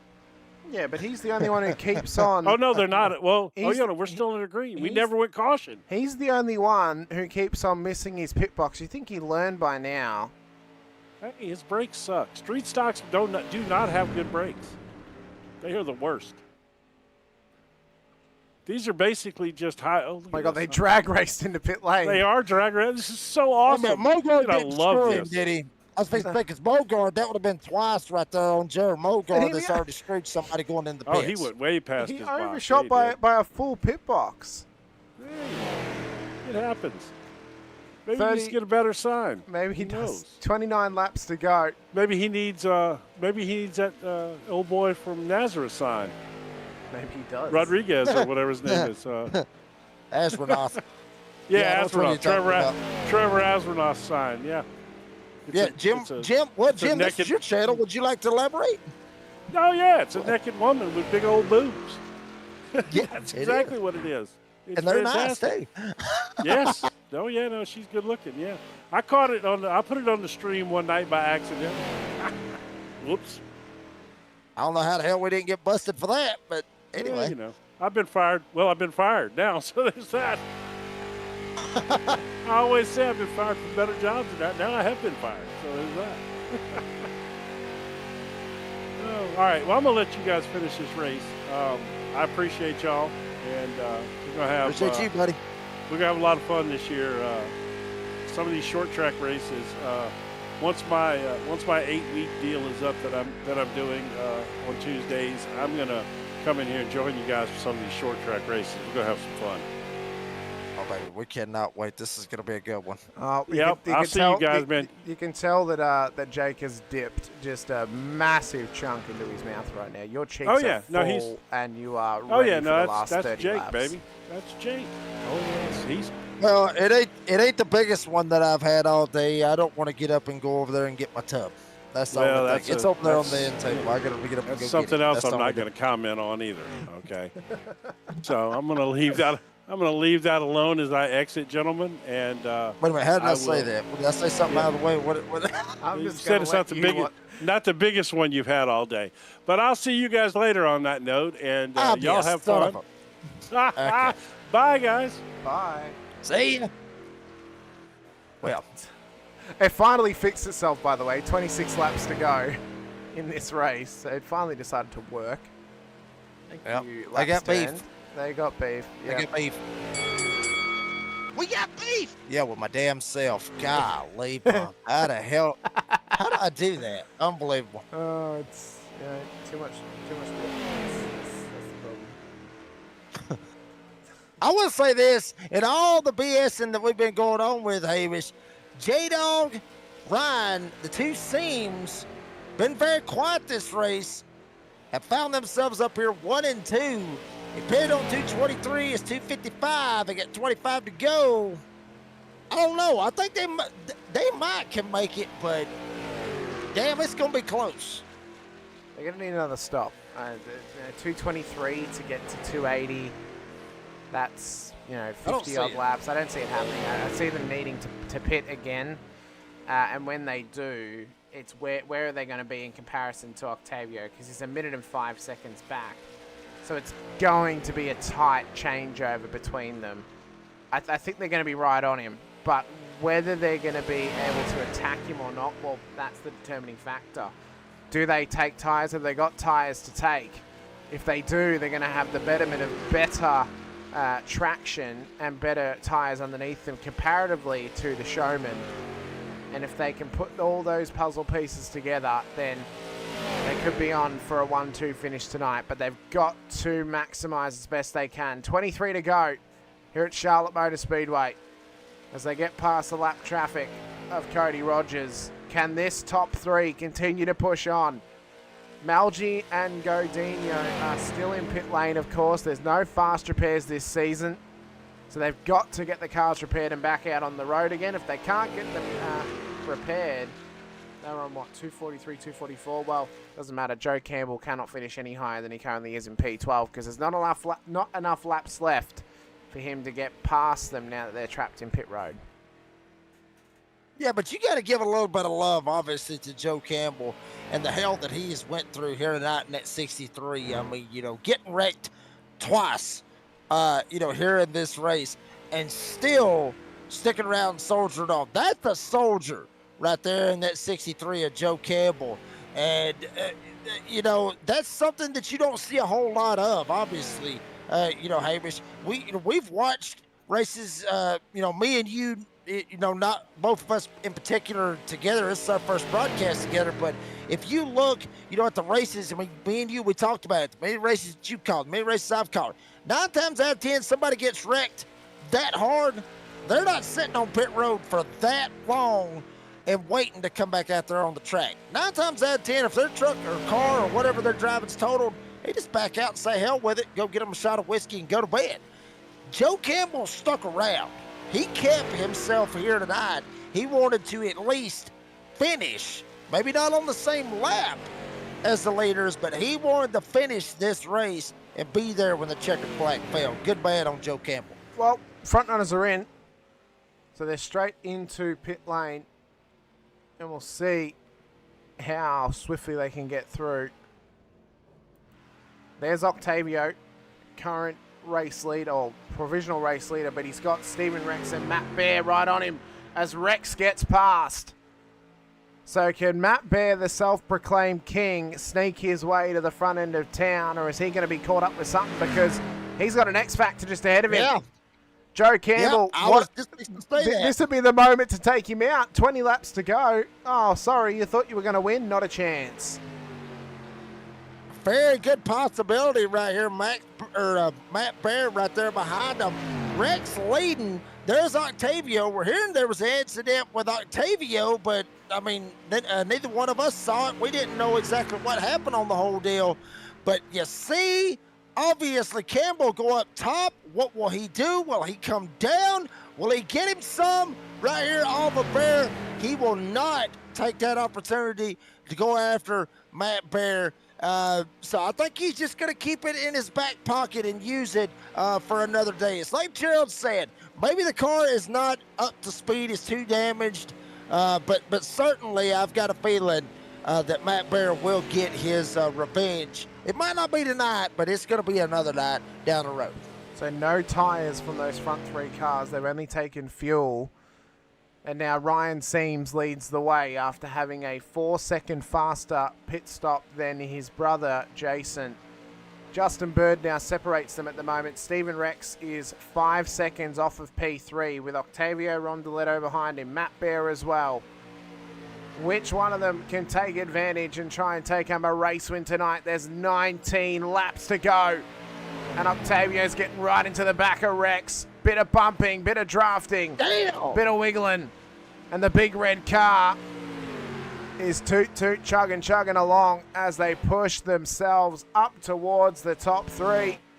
And it's going to be a 6-car battle for the lead when they get there. Damn, Stephen Rex literally driving it like he stole it and pretty much having to. He ain't got much of a choice. Rondoletto damn near turning him 2 turns in a row. Make it 4 turns if you want to count 1 and 2 and 3 and 4. Rex is holding on for dear life. Rondoletto is just shoving him all the way around Charlotte Motor Speedway, wearing out the back end. Rex probably would love for just to pull up out of the way, just let Rondoletto go, but Rex is not going to do that. He wants to at least get a 4th out of it and try to hold him off, but at what cost? Rondoletto wearing him out. Very, very aggressive. You got Matt Bear back there. We already know all the hell he's went through here this evening as well. Rex, if he can hold on to that 4th spot up 9 spots from where he started, good man on Rex to be able to hold it off. But I'm telling you, there ain't no way I can hold him off because I would have already wrecked at this point. Would you have even made the start line? That's the question. Would you have made it past the rolling start, Jake? Yeah. Oh, hell yeah, I would have. Okay, that's good. Yeah, I've raced before. Oh, that's good. Yeah. Yeah, well, I mean, with these street stocks at Charlotte, I mean, obviously you was talking about the rookie races.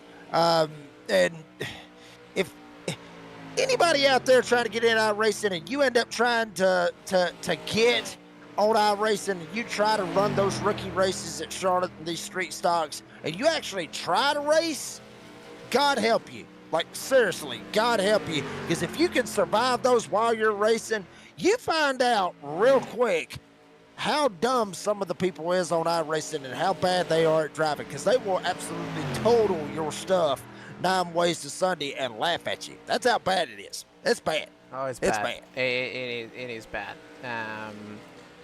Yeah. In my most recent Raw attempt, I was chasing down P3 with, I think, about 20 laps to go, and I came across a lapped car, and I went to go past him, and he moved over on me in the braking zone to block me, and I questioned him, why are you blocking me? And he just said, me blocking? And I'm like, yeah, dude. Oh, my God, Jimmy Johnson. We got a center caution. Oh, wow. Oh, my God. Oh, my God. Caution out. And it's from lap traffic with contact with the race leader. Oh, he's just dumped him. Absolutely dumped him off the road. Damn. And the 66, one of the best looking cars out there. 8 now. No, it ain't now. It's now looking the wrong way, and that is the first caution of the night. Do we see anyone jump in for tyres? Do we see any of the... Well, Rex will have to. He needs fuel, I believe. He last pitted on lap 238. I don't think he can make 42 laps on a stint of fuel, but he'll gain a lap here, so that makes it only 41. But still, I think he'll need a pit anyway for fuel. Wow. 265 laps without a caution. And we get to nearly the end, and it comes out. And what did we say, Jake? We said it would happen. Tensions would rise, brains would fade, a mist would get over the visor, and something would happen, and it did. Yeah, I mean, damned if it didn't. I mean, honestly, I mean, it absolutely did. You see Rex, obviously, right there in that situation. He's going to jump it on down pit road. Cody Rogers, Jared Mogard, the only drivers that is on the lead lap, they're going down pit road. The rest of them jumping it down pit road for service. Jimmy Johnson, obviously, with his instance. By the way, want to give you a quick shout out there on the live chat. It's not the 7-time NASCAR champion, Jimmy Johnson. That's no, not him. As far as we know, it's not him. I would think it's not. But, I mean, everybody else going down pit road, Campbell down there, obviously, and all those guys. But the guys that's at the back, Mogard, Rogers and Rex, they go down pit road and get some service right here. Everybody else stays out. We called it. Last 20 laps, 15 laps, somewhere in that range. That's when the caution's going to come out. Damned if it didn't. Well, we'll see who is going to reap these benefits now. So when we get going once again, it's going to be roughly might actually be lap 270.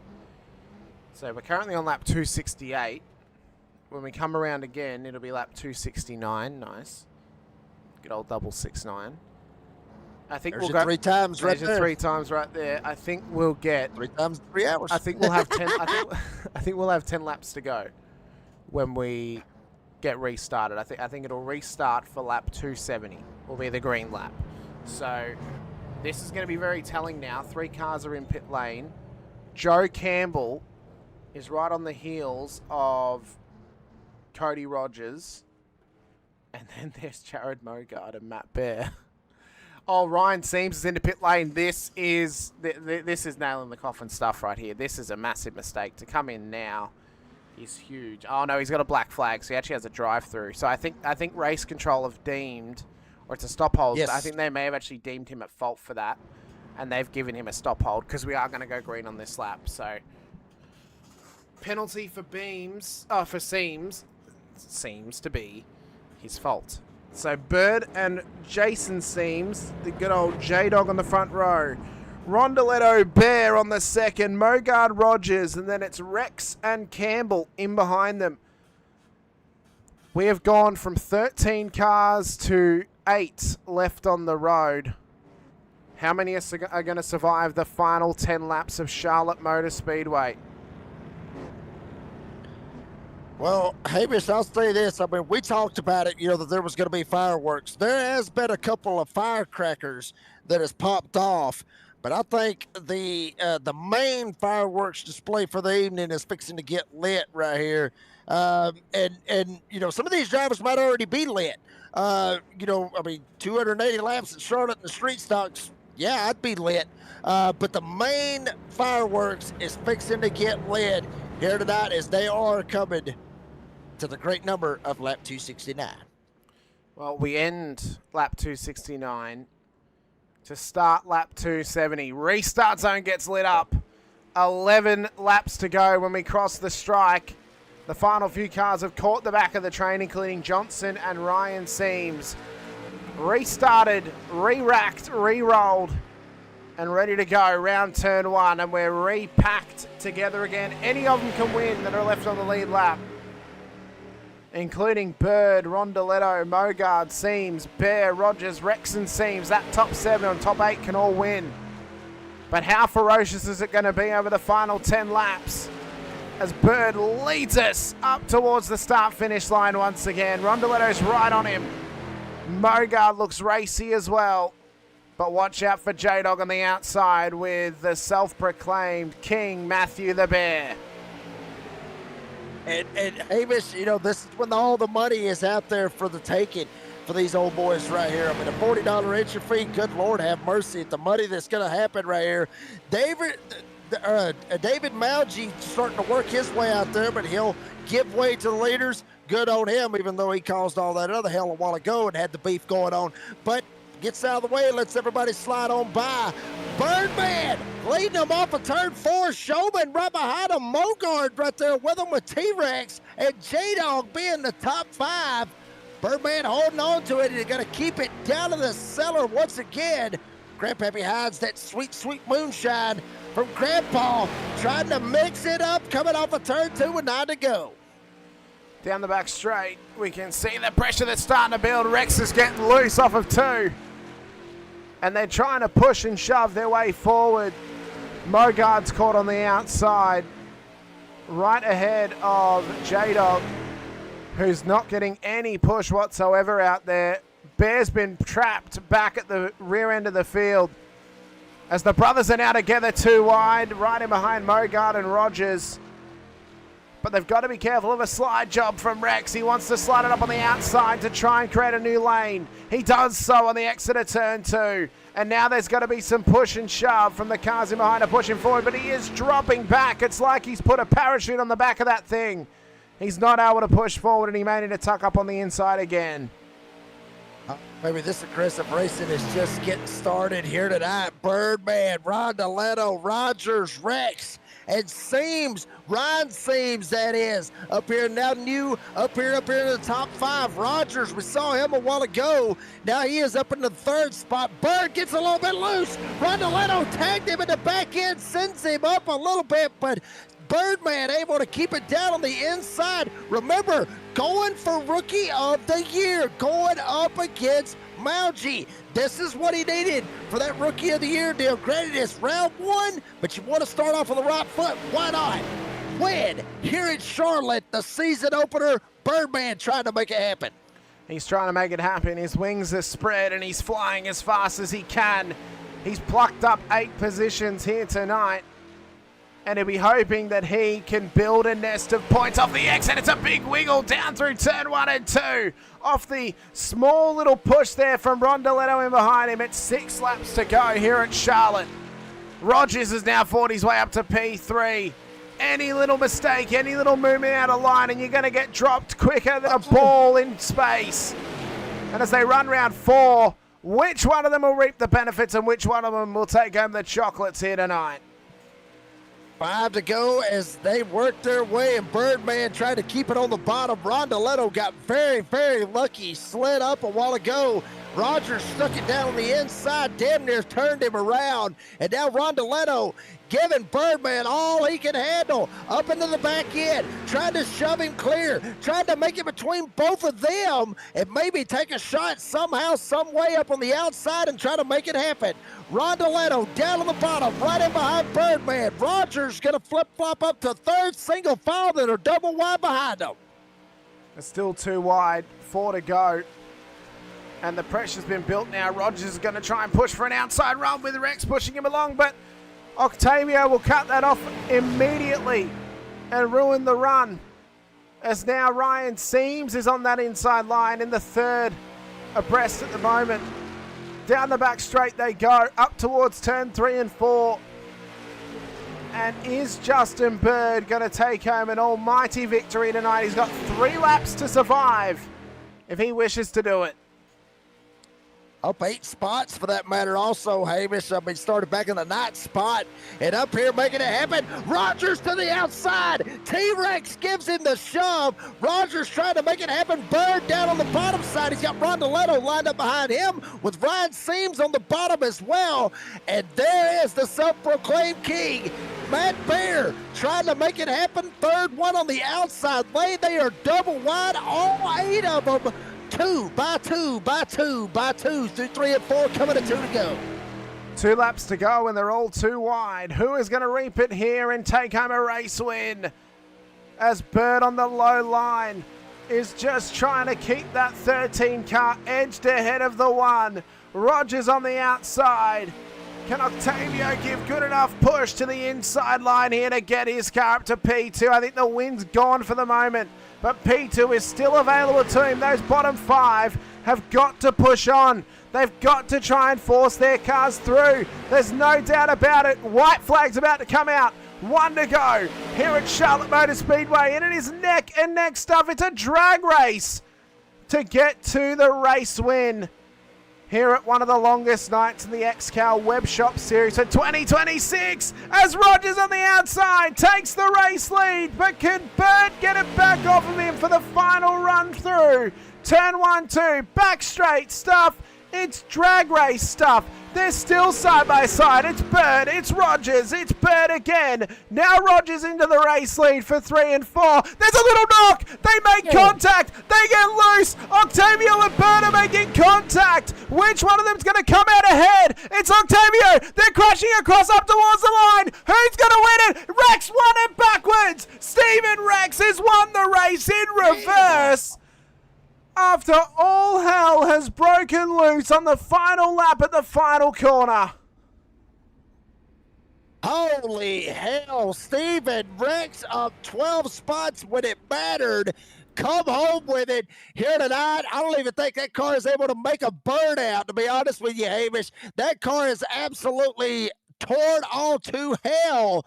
Once again, Rex gets into Rogers, knocks him up the hill. They get sideways. He comes down, gets into Bird. He's able to straighten it back out. Then Bird comes down, gets into Rondoletto. They're sliding all over the place. Everybody going every which way. Rondoletto had it. He got knocked sideways. And then ass first, Rex gets it done. I don't even think honestly, when he hit the line, he didn't even know he won it. That's how close it was. And Steven Rex winning the season opener here tonight at Charlotte with XCal. Good God almighty. Hamish, if this is what we're in store for 29 weeks, I am glad to be a part of it. This is a barber. We got guys literally torn up, don't even have right front tires, trying to pull it down pit road. It looks like a straight up junkyard here tonight. An absolute junkyard indeed. What a race it was though, and what a push to the end for them. It looked like a Hot Wheels race at the end there of just a bunch of cars crossing the line, but this is how they finished out. Steven Rex ahead of Octavio Rondoletto. J-Dog Seams ahead of Cody Rogers, Matt Baird, Jared Mogard, Justin Bird. Your heart has to go out to him. He wanted that win so badly and he was screwed over in the end. Ryan Seams in P8.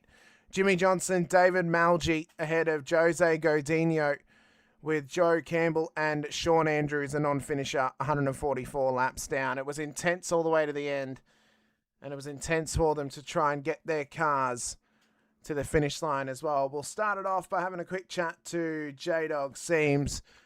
J-Dog, great job tonight. P3 in the end. Fantastic effort from yourself and, well, a podium finish to boot. Yeah, there was the teammate was leading at the end there. I ain't watched the replay. I see him and Octavio got into it a bit. And I didn't know for a second. I thought I might have won, but was hanging tough all night. It was a one of the longer races of the year, and it did pretty good to get where I'm at. I mean, a solid performance from yourself, podium finish. It was up and down the whole race as well. What was the thought process at the end there? Because you managed to keep the car clean on that final lap. Absolute carnage crash at the final corner. Was it just hopes and prayers and pucker up and hope you get to the podium, or was it just let's just try and survive and see where we end up? You kind of nailed it right there. It's just aim and just aim for the opening, and that's what I did. And cars were everywhere, and just hope you get through it without getting spun. And was fortunate enough for that to happen. I feel awful for the teammates. We were there all good right till the last couple pit stops, and we got broke up a bit. So that kind of hurt us. Well, it's P3 in the end, J-Dog. Thanks so much for coming over chat to us. Is there anyone you want to give a shout out to tonight? Yeah, I want to thank all the fans that watch. Come and check out that web shop. They got all kinds of stuff of all the drivers. And I want to thank J-Dog's Carpentry, and Admin Box, and thanks to XCal WebShop Racing Series and to you for doing the broadcast. It's nice meeting you. Thanks so much, J-Dog. Best of luck next time out at Rockingham. J-Dog seems P3 here this evening out at Charlotte Motor Speedway. Next up, we have Octavio Rondoletto, who's catching up with Jake Reeves. Yeah, Octavio Rondoletto, buddy. This is a same conversation usually we end up having, but a completely different scenery. Obviously, with another race league. But Octavio, buddy, wild finish right there. I mean, just so much chaos, all kinds of hell going on. Take us through that whole last lap. You trying to mix it up, trying to shove Bird down there on the inside, but you come home with a P2 here tonight. Hey Jake, I hope you enjoy the finish. We always have this kind of finish here in XCal Racing. I mean, the races are long and maybe sometimes are boring, but the finish are crazy every damn time.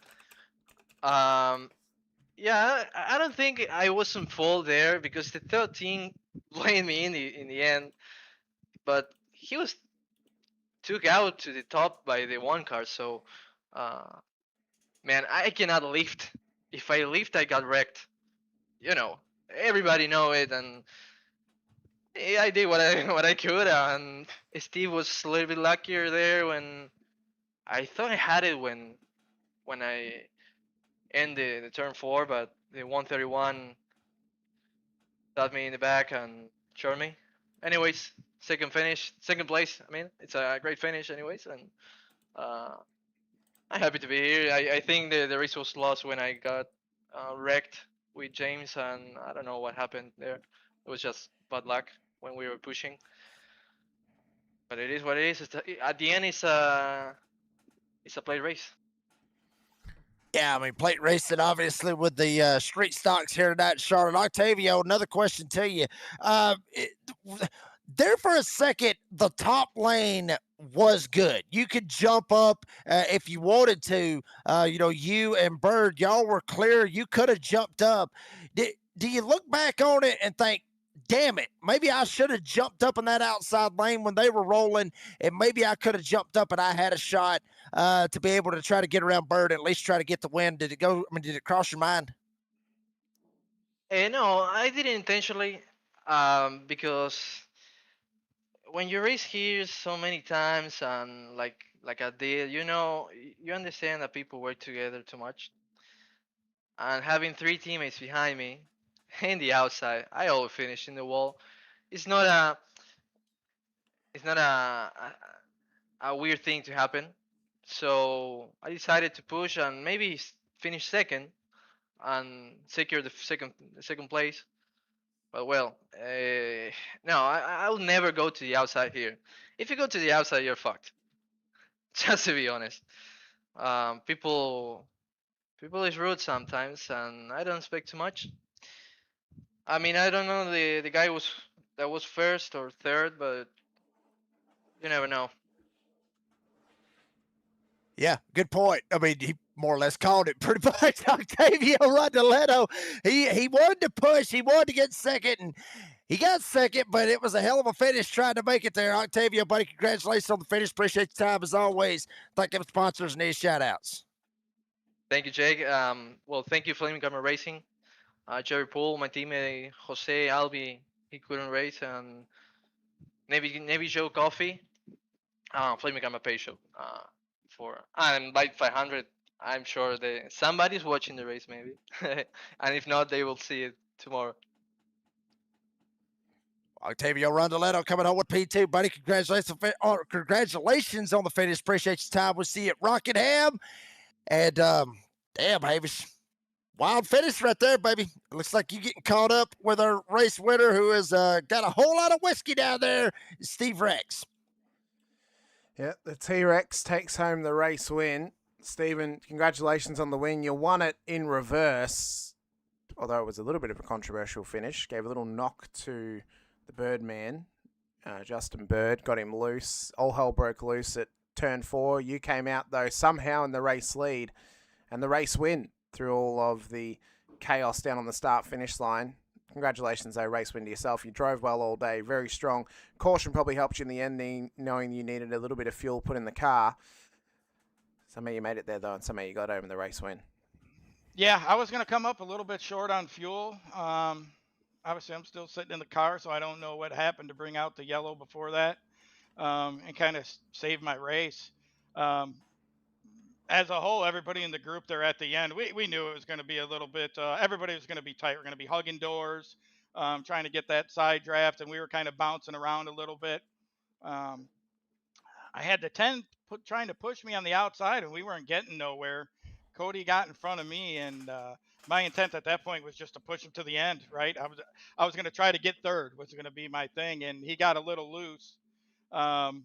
And at that point, there's really nothing much I could do. I had to stay in it or get run over, and I got run over. I don't even know what happened. I haven't watched it yet, but it was crazy. So it looked like you gave him a little bump as you guys are coming through 3 and 4.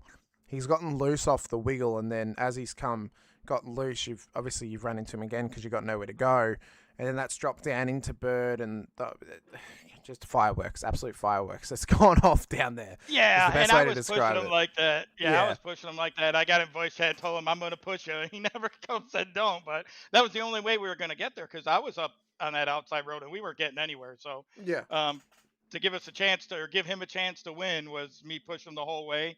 And it's unfortunate it happened. I didn't mean anything on purpose, and it's just kind of one of those, last lap coming out of 3 and 4, trying to push him to the win. Yeah, I mean, it's like when a manager throws a chair in for their client in the ring, and the opponent grabs the chair instead and hits the client. It backfired a little bit, but the intent was there to try and do something positive for you guys, but it just didn't work out. But you still got the win, and that's what matters to you most. But Stephen, is there anyone you want to give a shout out to before we let you go this evening? Yeah, absolutely. I want to thank Aaron and the XCal WebShop Series for putting this together. Didn't have a big turnout tonight, but the racing at the end was still good. Then all the league sponsors, Admin Box, Flame and Karma, J-Dogs Carpentry, and then I also want to thank my own sponsors, Plum D's Pipes, which is broadcast some of the races I do on Twitch, Souk Up Signature Concrete, Rex's Garage. God, I know I'm probably missing somebody else. The Riding Dirty Crew. That's my team. We build all our own setups, and then the Pinned Racing Series, their race wear and gear, which some of that is on the XCal web shop. So I want people to go out there and buy them hats. Gear up. Well, thank you so much, Stephen, for coming and have a quick chat to us. Congratulations on the race win. Best of luck next week out at Rockingham. We look forward to seeing how you go. And I don't know if you'll ever get a better win than that, winning it running backwards across the start finish. Yeah, line. no, that was good. I also appreciate you guys coming out. It's my first time, seeing you guys or talking to you guys. I went and watched some of your stuff beforehand, and I can't wait to check it out after the race. There was a finish.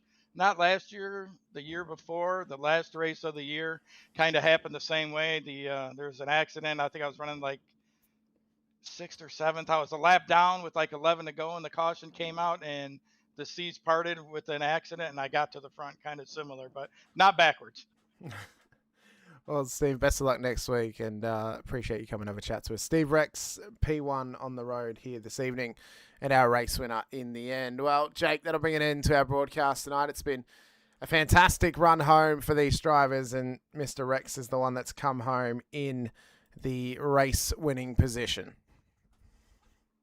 Yeah, I mean, absolutely, Hamish. I mean, what a race right there. I mean, it went long. Obviously, held 280 laps on a 1.5-mile track. I mean, that will be classified as long, but I'm telling you, what a race. Also, I mean, pretty good. I mean, awesome. I mean, what a finish. You know, the winner ends up backwards. The whole damn field implodes coming through the quad oval. All hell ends up breaking loose. We got beef. We got all kinds of stuff going on. There's no telling what's going to happen throughout the season. So if you haven't yet, make sure you hit the like and subscribe. Keep up with this because everybody, all these old boys are saying, hold my beer. Watch this shit. You have no idea what's fixing to happen. No, you got no idea. And a big shout out as well to all of the series sponsors, of course, who help bring the series onto the road. It's not just the drivers. There are some supporting partners as well. XCal Racing's IAAP Individual Achievement Awards program, as well as J-Dog's Carpentry, Admin Box as well as Flaming Karma Paint Shop. To our stream sponsors as well, the Roasted Record down in Florida. Get yourself a record, get yourself an espresso, and you can have quite a wonderful time for yourself. As well to DRE Digital Race Engineer and Track Cams by Gourmet too. Big thank you to everyone who's joined us here this evening. I've been Hamish Runner with Jake Reeves alongside. We'll see you guys next time out at Rockingham. But until then, stay safe, drive hard, and as always, bye for now.